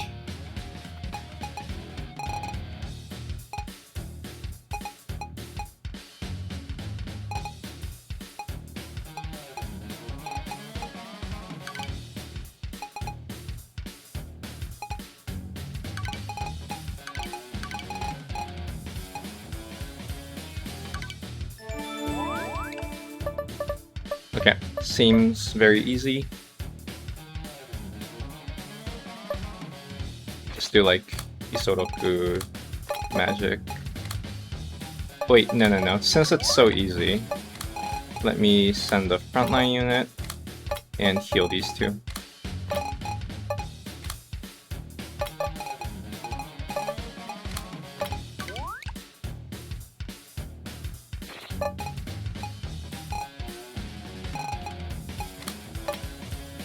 Something like that.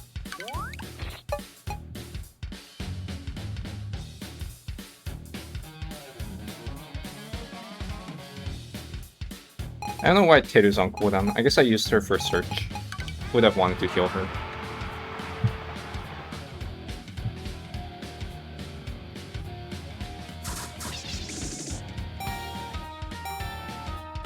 Ooh, scary.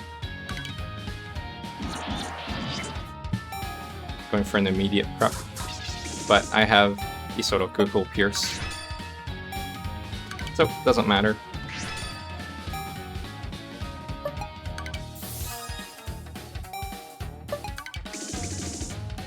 Easy. I guess I'm like overkilling. Actually, that's not true. I have multiple 92 kill.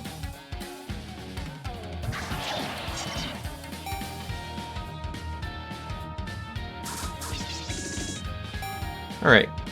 Focus on the ranged dudes because they can attack the backline.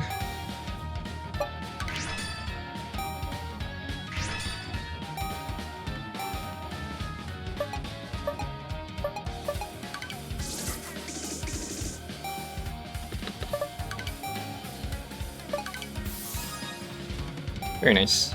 Lots of healing.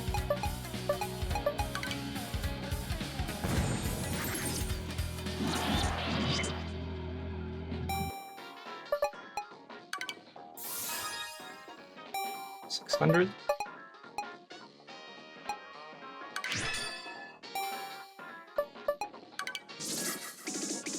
Cool.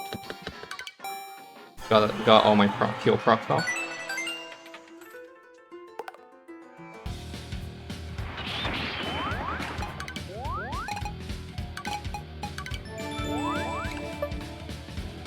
Oh, so I misplayed. I didn't bring in Kanami.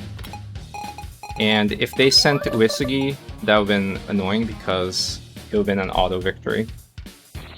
Well, I guess I could choose not to use Rance in those situations. Okay, I'm like mildly scared about this setup. I have no Ashigarus.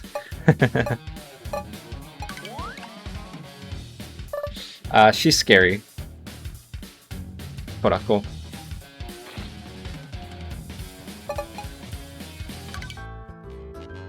Well, let's see what happens.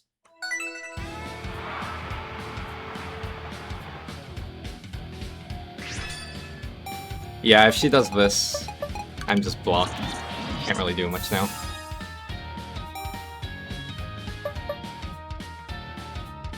So the name of the game... Actually, I need to get through the front line, I think. The thing is, if Torako channels, I need to stop her with my ninjas, right? But if this guy has high guard, I have like no way to deal with that. Alright, Urza presumably does battle tactics. No, I think Urza just opens with a precision shot. I don't know. There's just way too many people participating in this battle that I'm not sure if I want to use Urza actions to consume the global pool. This is also one of the strengths with people who have these kinds of skills that use all their movement. You can sort of manage the global movement limit well. I think I'll still do one battle tactics. Okay, Nas getting attack buff is massive. Unfortunately, I have to use magic to blast. Well, maybe not. It's a 30% chance.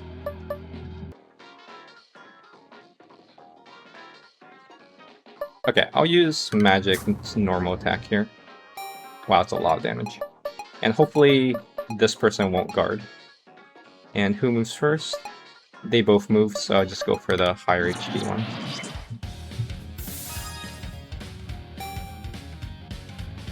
And Kanami is going to break this thing.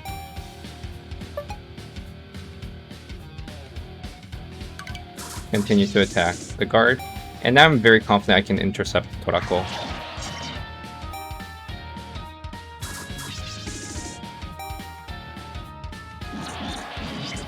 Alright, so attack the middle.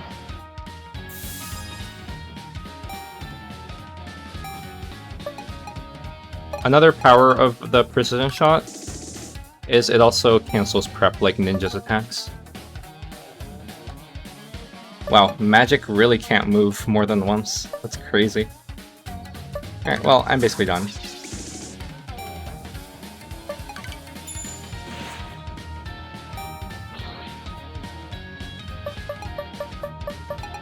Doesn't really matter who I attack.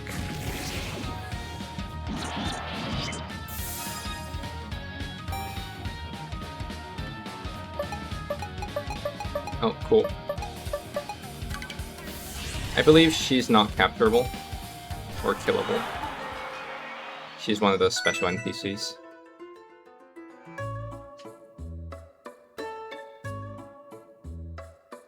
Anyway, the story is that Kenshin is sort of struggling with the fact that she fell in love with her enemy, I guess. I think that's the story. Oh, here we go. This is the second foreign reinforcement from Leaza's. She has two 5 satisfaction events. But one of those satisfaction events require this dude. Essentially, I think the story is that Maria is... yeah, she's an engineer with this special kind of gun-like thing called Tulip. And these musketeers are modeled after those tulips, so Shigehiko, the leader of the Tanegashima, who's sort of responsible for bringing the these guns to Japan is very much her fan, so they sort of need to converse together. So this enables me to progress my story with Shigehiko. Guess I'll give him merchant. Oh wait, I think... Did I give him merchant last time? No, I didn't, right? Okay. And let's see. There's some event that I have to go through with Maria. I also need to conquer this Edo castle. So let's do that. This one requires Rance. Now, Kanami is done. She has 1,000 units, so I don't intend to use her for actual combat now. Or speed.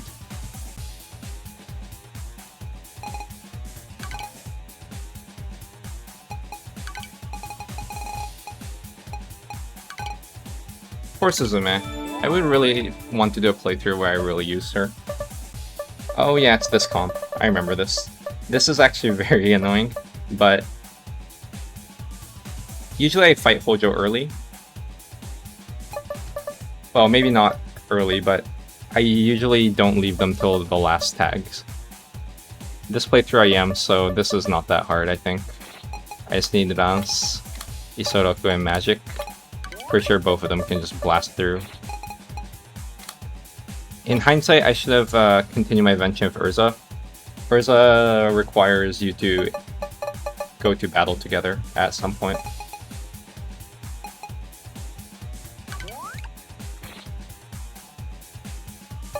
What else should I do? I guess I'll use Vizna and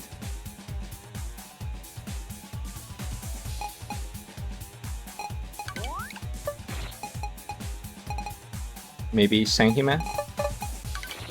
So let's take Sanhime's and unequip that thing. This is probably good enough. Maybe I should recruit... Ooh, I can almost get her too. Oh, whoa, whoa, whoa, whoa, whoa, whoa, whoa, whoa, whoa, whoa, whoa, whoa, whoa, whoa, whoa, whoa, whoa. But I'll conquer Edo, right? So I think I'm okay. I did not notice this. I've never actually tried to make Vizna work, so I'm quite excited.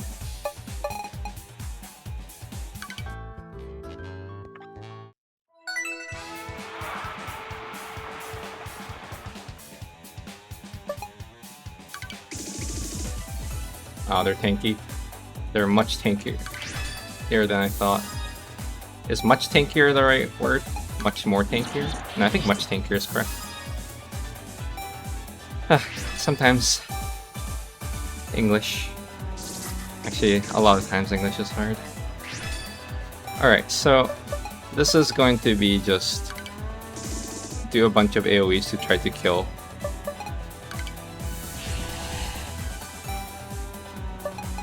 So Rizuna will do her AoE attack. Okay, that is sad.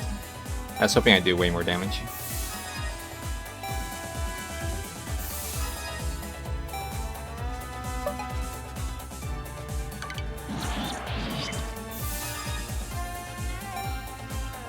I think Senhime needs to actually attack.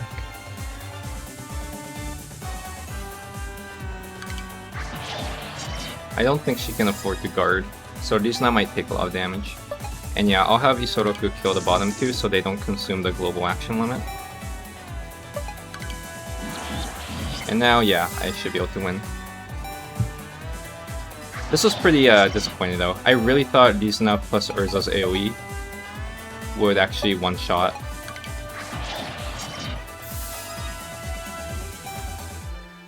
Would one-shot all of these Miko squad units.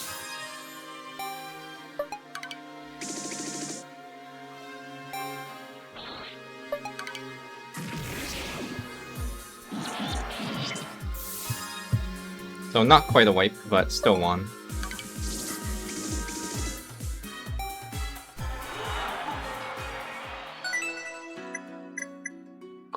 got Edo. Ah, and this is where the hot spring was. So the game decides out of 4 locations, I think, where the hot spring is. And this is a 5 satisfaction event. For sure, whenever I see satisfaction events, I can generally just click on it without thinking.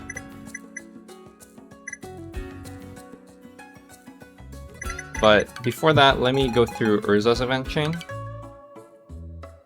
She's building some telephone-like thing to talk to people in her hometown, I think. And I would like to do Maria's event chain as well. I'll click on this. A lot of event chains require turns to pass to progress. Like, you can't click on the same person multiple times on the same turn. And I don't know if Maria is also like that, so I will click on this instead of the hot spring. But honestly, like, it really doesn't matter. Okay. So this gives a quest item. You saw this, the ticket for Kanami. And yeah, this will, well, it says what it gives. And this is a quality of life thing. I like to set my operation permit units to exactly 1k. But this is a habit from playing on higher difficulties. So after like the operation permit proc, they take damage, right?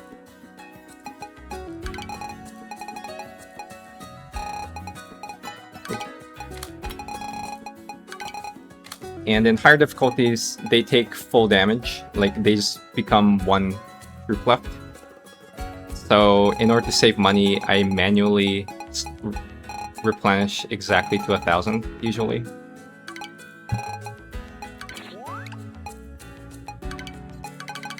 So if I have them at exactly 1k, then I don't need to go through that micro.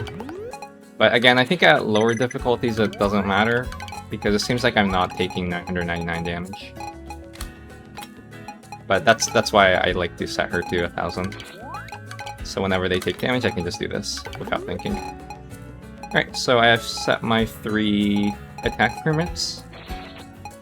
And let me clear this guy. I was just going to milk him and throw him away.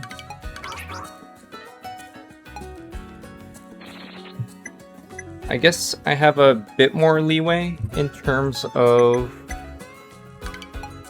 Oh, and I forgot to get the next person. That's my fault. Seems like Maria is a character who I can just do without weaving in turns. But... okay, seems like I don't need my what's it called? Commanders to be full.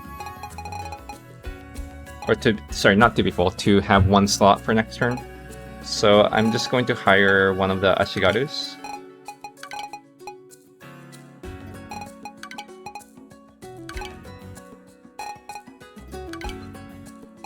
Actually, before that, I'm going to maybe some progress into Ashikaga.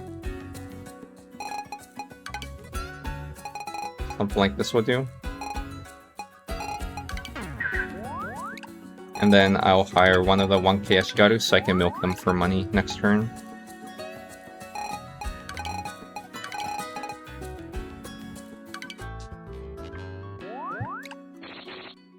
Alright, end turn.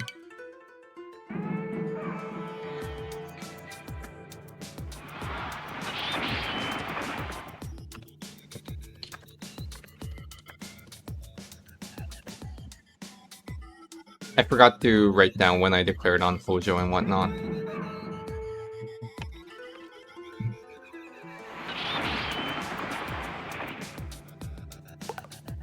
Cool, I got 2 procs here.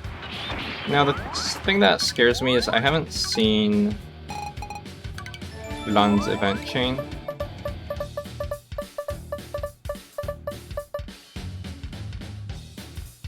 Which is odd.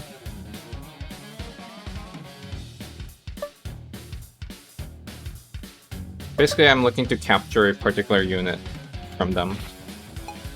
Here, I'm going to intentionally lose, I think. Maybe. I guess it doesn't matter. Never mind. Never mind that.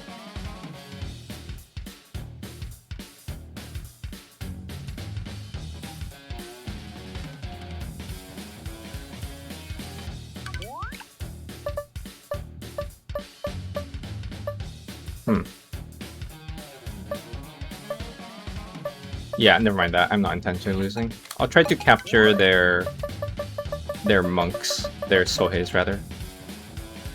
By the way, Kanami didn't move because the operations permit does not conquer the last thing. The castles you have to do yourself. And it looks like she all the provinces I border were fully conquered.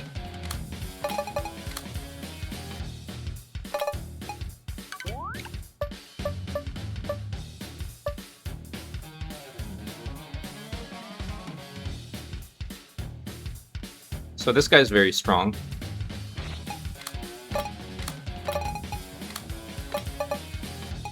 But I'm still gonna Ultra Greed and just try to heal people.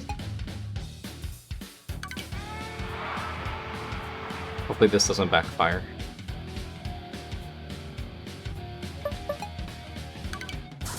This guy is an Onmyoji who can channel, but he can also do an instant attack. And that's kind of scary.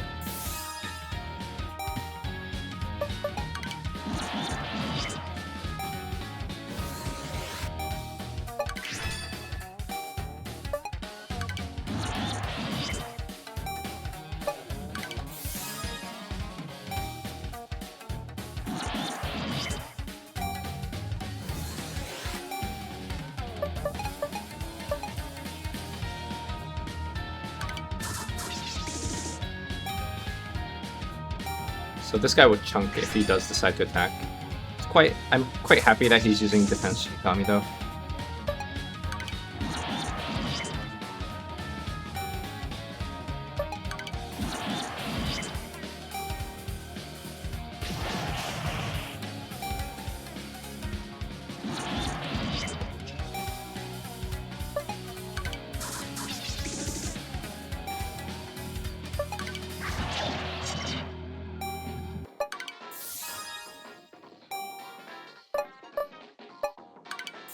Cool.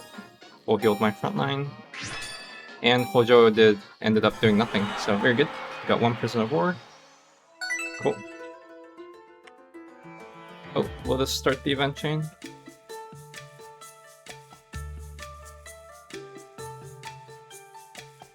Oh.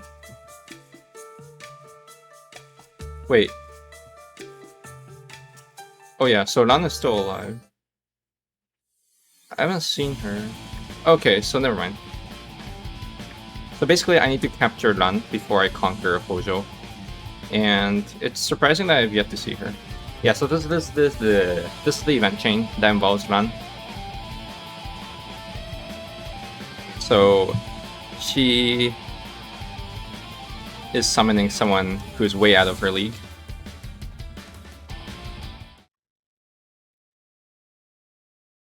But it works. And she has a bit of a maybe an inferiority complex towards Sohn, her fiance. So she's excited that she can finally actually be useful to him, or perceive. She seems to be useful to him. I mean, she's always been useful, right? Probably as like a mental thing.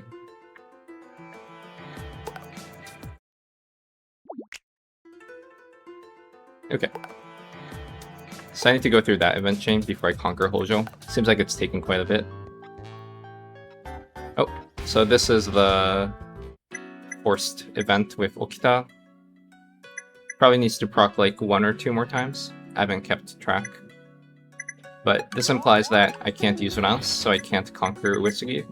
And that's actually okay, because after you conquer the first province from Uesugi, it sort of starts a timer on how quickly I have to conquer them.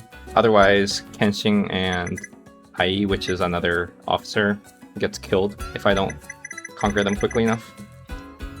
So I'm going to now, since I have nowhere that my operations permit can go to, I'm now going to attack Takeda.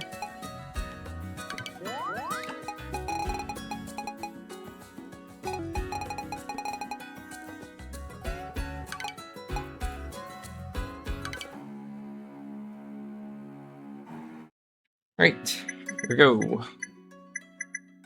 And same thing, not going to invade myself. Just going to use my actions for non-invasion purposes nowadays. And I'll do the final summon to Blazes. Okay. What else? I'll go through Maria's event chain. Actually, let's do Urza. We go to a festival together. Huge fan of this image. It's an image I can show for once. And I think it's very well drawn. So, this triggers a particular flag that starts an event when I put Rance and Urza together in a battle. I won't be able to do that because Rance is unavailable from the Okita event. And like frankly, both Rance and Urza are so strong that it's sort of unavoidable that I put them together at some point. I'll go through Maria's event chain. I believe this is something I have to censor, but let me just have this as a preventive measure. Yep, it is. You can tell based on this background. So see you in a bit. Alright, 5 satisfaction. And so this is as far as you can go with Maria if you don't have Shigehiko. But if you have this guy, you can go further with Maria and actually clear her character, plus get extra satisfaction. Honestly, I'm definitely approaching the 260 point, so it's kind of exciting. Anything I have to do? Yes. I'm going to do the trick with this Ashigaru, replenish, right? Cost 946. Dismiss, I get double, so I earned 946, plus however much he regened last turn. Just gonna do that with the other prisoners. This guy's nice. He's a Sohei. Let me do that first. 8 negotiation, or 7 negotiation, sure thing.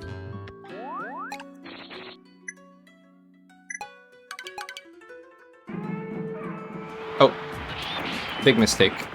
I forgot to heal the people with the operations permit, so only Kanami went. My bad.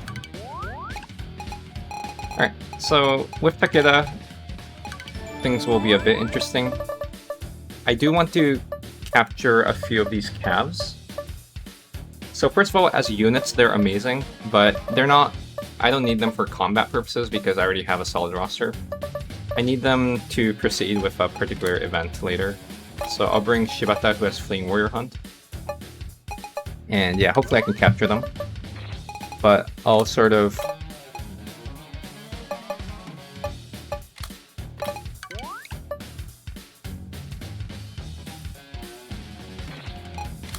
set up my comp so I can, what am I trying to say? Oh yeah, I'll set up my comp so I can actually properly kill these two. Now Cav is scary because they act like ranged units, but they have crazy high base damage and base defense and base movement. They really are one of the best units in the game. They are the best unit type in the game, I think. Maybe tacticians are better or comparable, although they do serve much different purposes. These guys sort of are like tank, assassin, and you know that meme with a lot of video games, like if there's an overpowered archetype, you say they're the best tank, assassin, melee. Yeah, they sort of like that. They're the best melee. Maybe not the best tank, but they're very tanky. And they're kind of like assassins. They're because they're ranged plus move very quickly, etc., etc. And all that to say, they're forcing me to have 2 Ashigarus.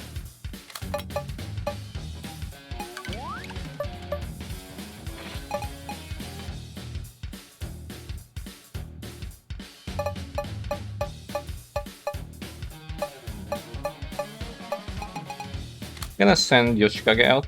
I don't think I'll use his search to search. Just another person that the Cav can target. Plus, I might get a relation on him. I'd like to get 1 relation on him for reasons.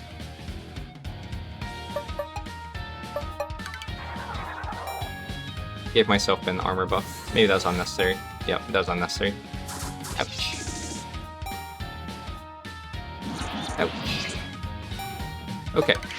Going getting this guard is massive. So Urza's gonna start Precision Shot, just because most of them don't have too much movement. Ouch.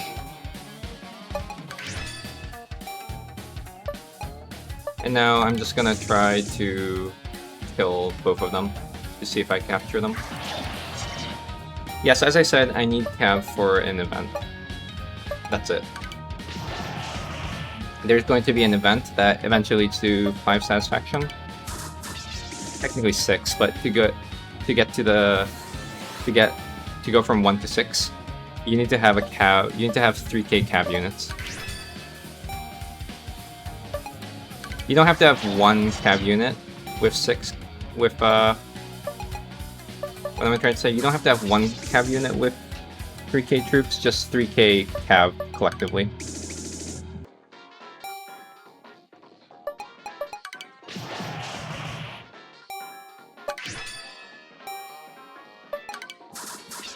So I'd like to catch Cav units so I can fulfill that condition eventually.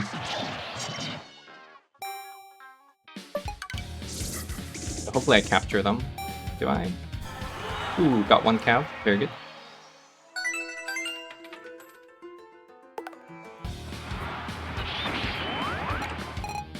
Let's see. I do see Dun. She's not capturable right now though. And I don't know off the top of my head if I need to attack her or fight against her to make her capturable. And right now she's very strong because she has summoned Suzaku. This thing will almost wipe me.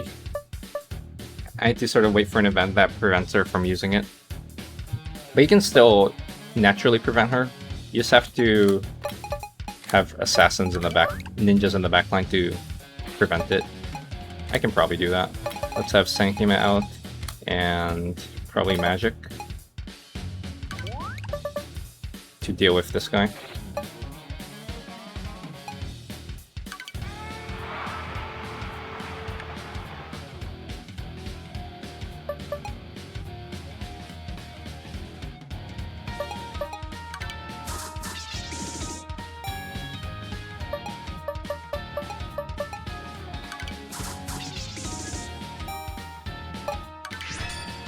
So as long as she doesn't channel immediately.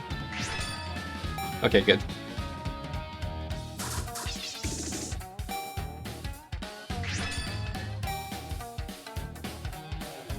Alright, you know what? Just gonna go for this. Okay. Now I can interrupt her on demand.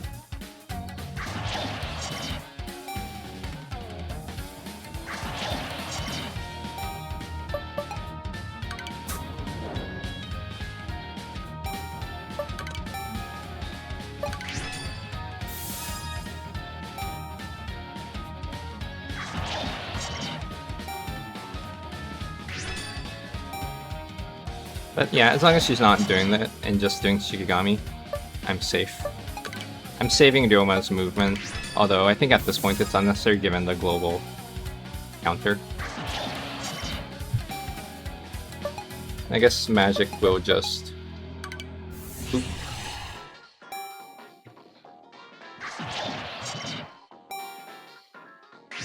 Okay, so she ended up not using it at all. Very good.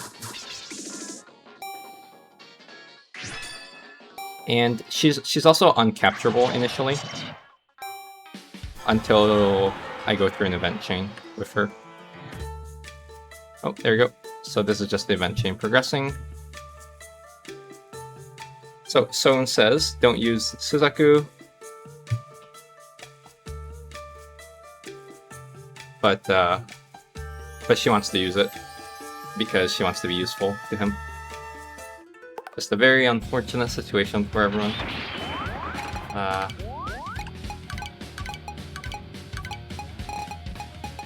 This event chain sort of breaks my heart.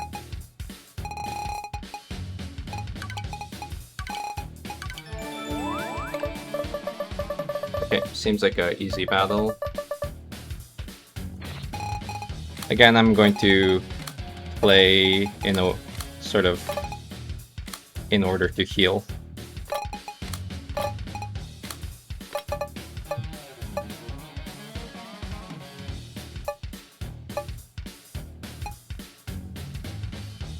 I don't mind using Maria though, for fun, just to showcase her.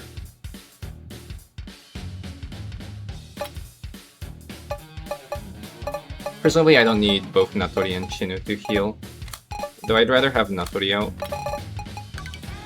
because I want her to scale. Shinu is unfortunately not someone I'll keep permanently. So, Maria is like, or this, I forgot, the Tulip users, I don't know their actual unit name. They're like just a better Musketeer. They're ranged, they have multiple actions, and they do just as much damage. The only downside is they're a bit slower, but then again, Tanegashi Musketeers can only move once, so... Yeah, so she'll just blast. Who will I blast?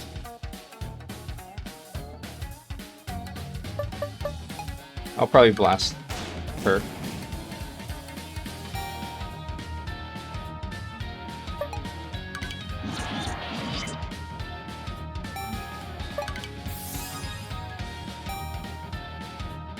Ouch.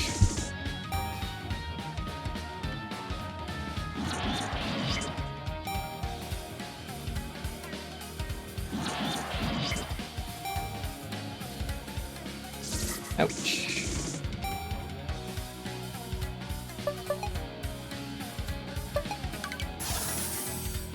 That did a decent amount of damage.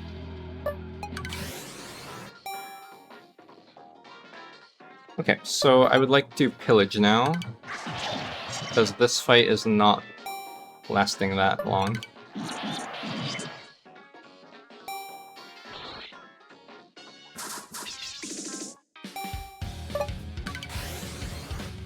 Okay, and I'm gonna kill the archer. And since Natori can get one more heal proc off, I'll leave her alone. Okay. Cool. GG.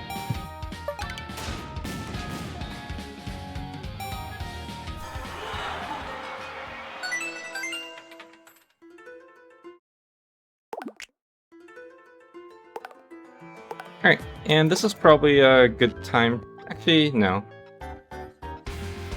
I'll probably... Should I? I'm debating between going all the way until I'm basically done with these three and just ready to do the final sieges. Or if I split this. I think I'll split this into 2 episodes. This will take too much time. I've already been recording for 2 hours. Right, so see ya. Next episode will probably be just me cleaning up and just going through all the events before I reach part 2 of the game, in quotes. Oops, save. Alright,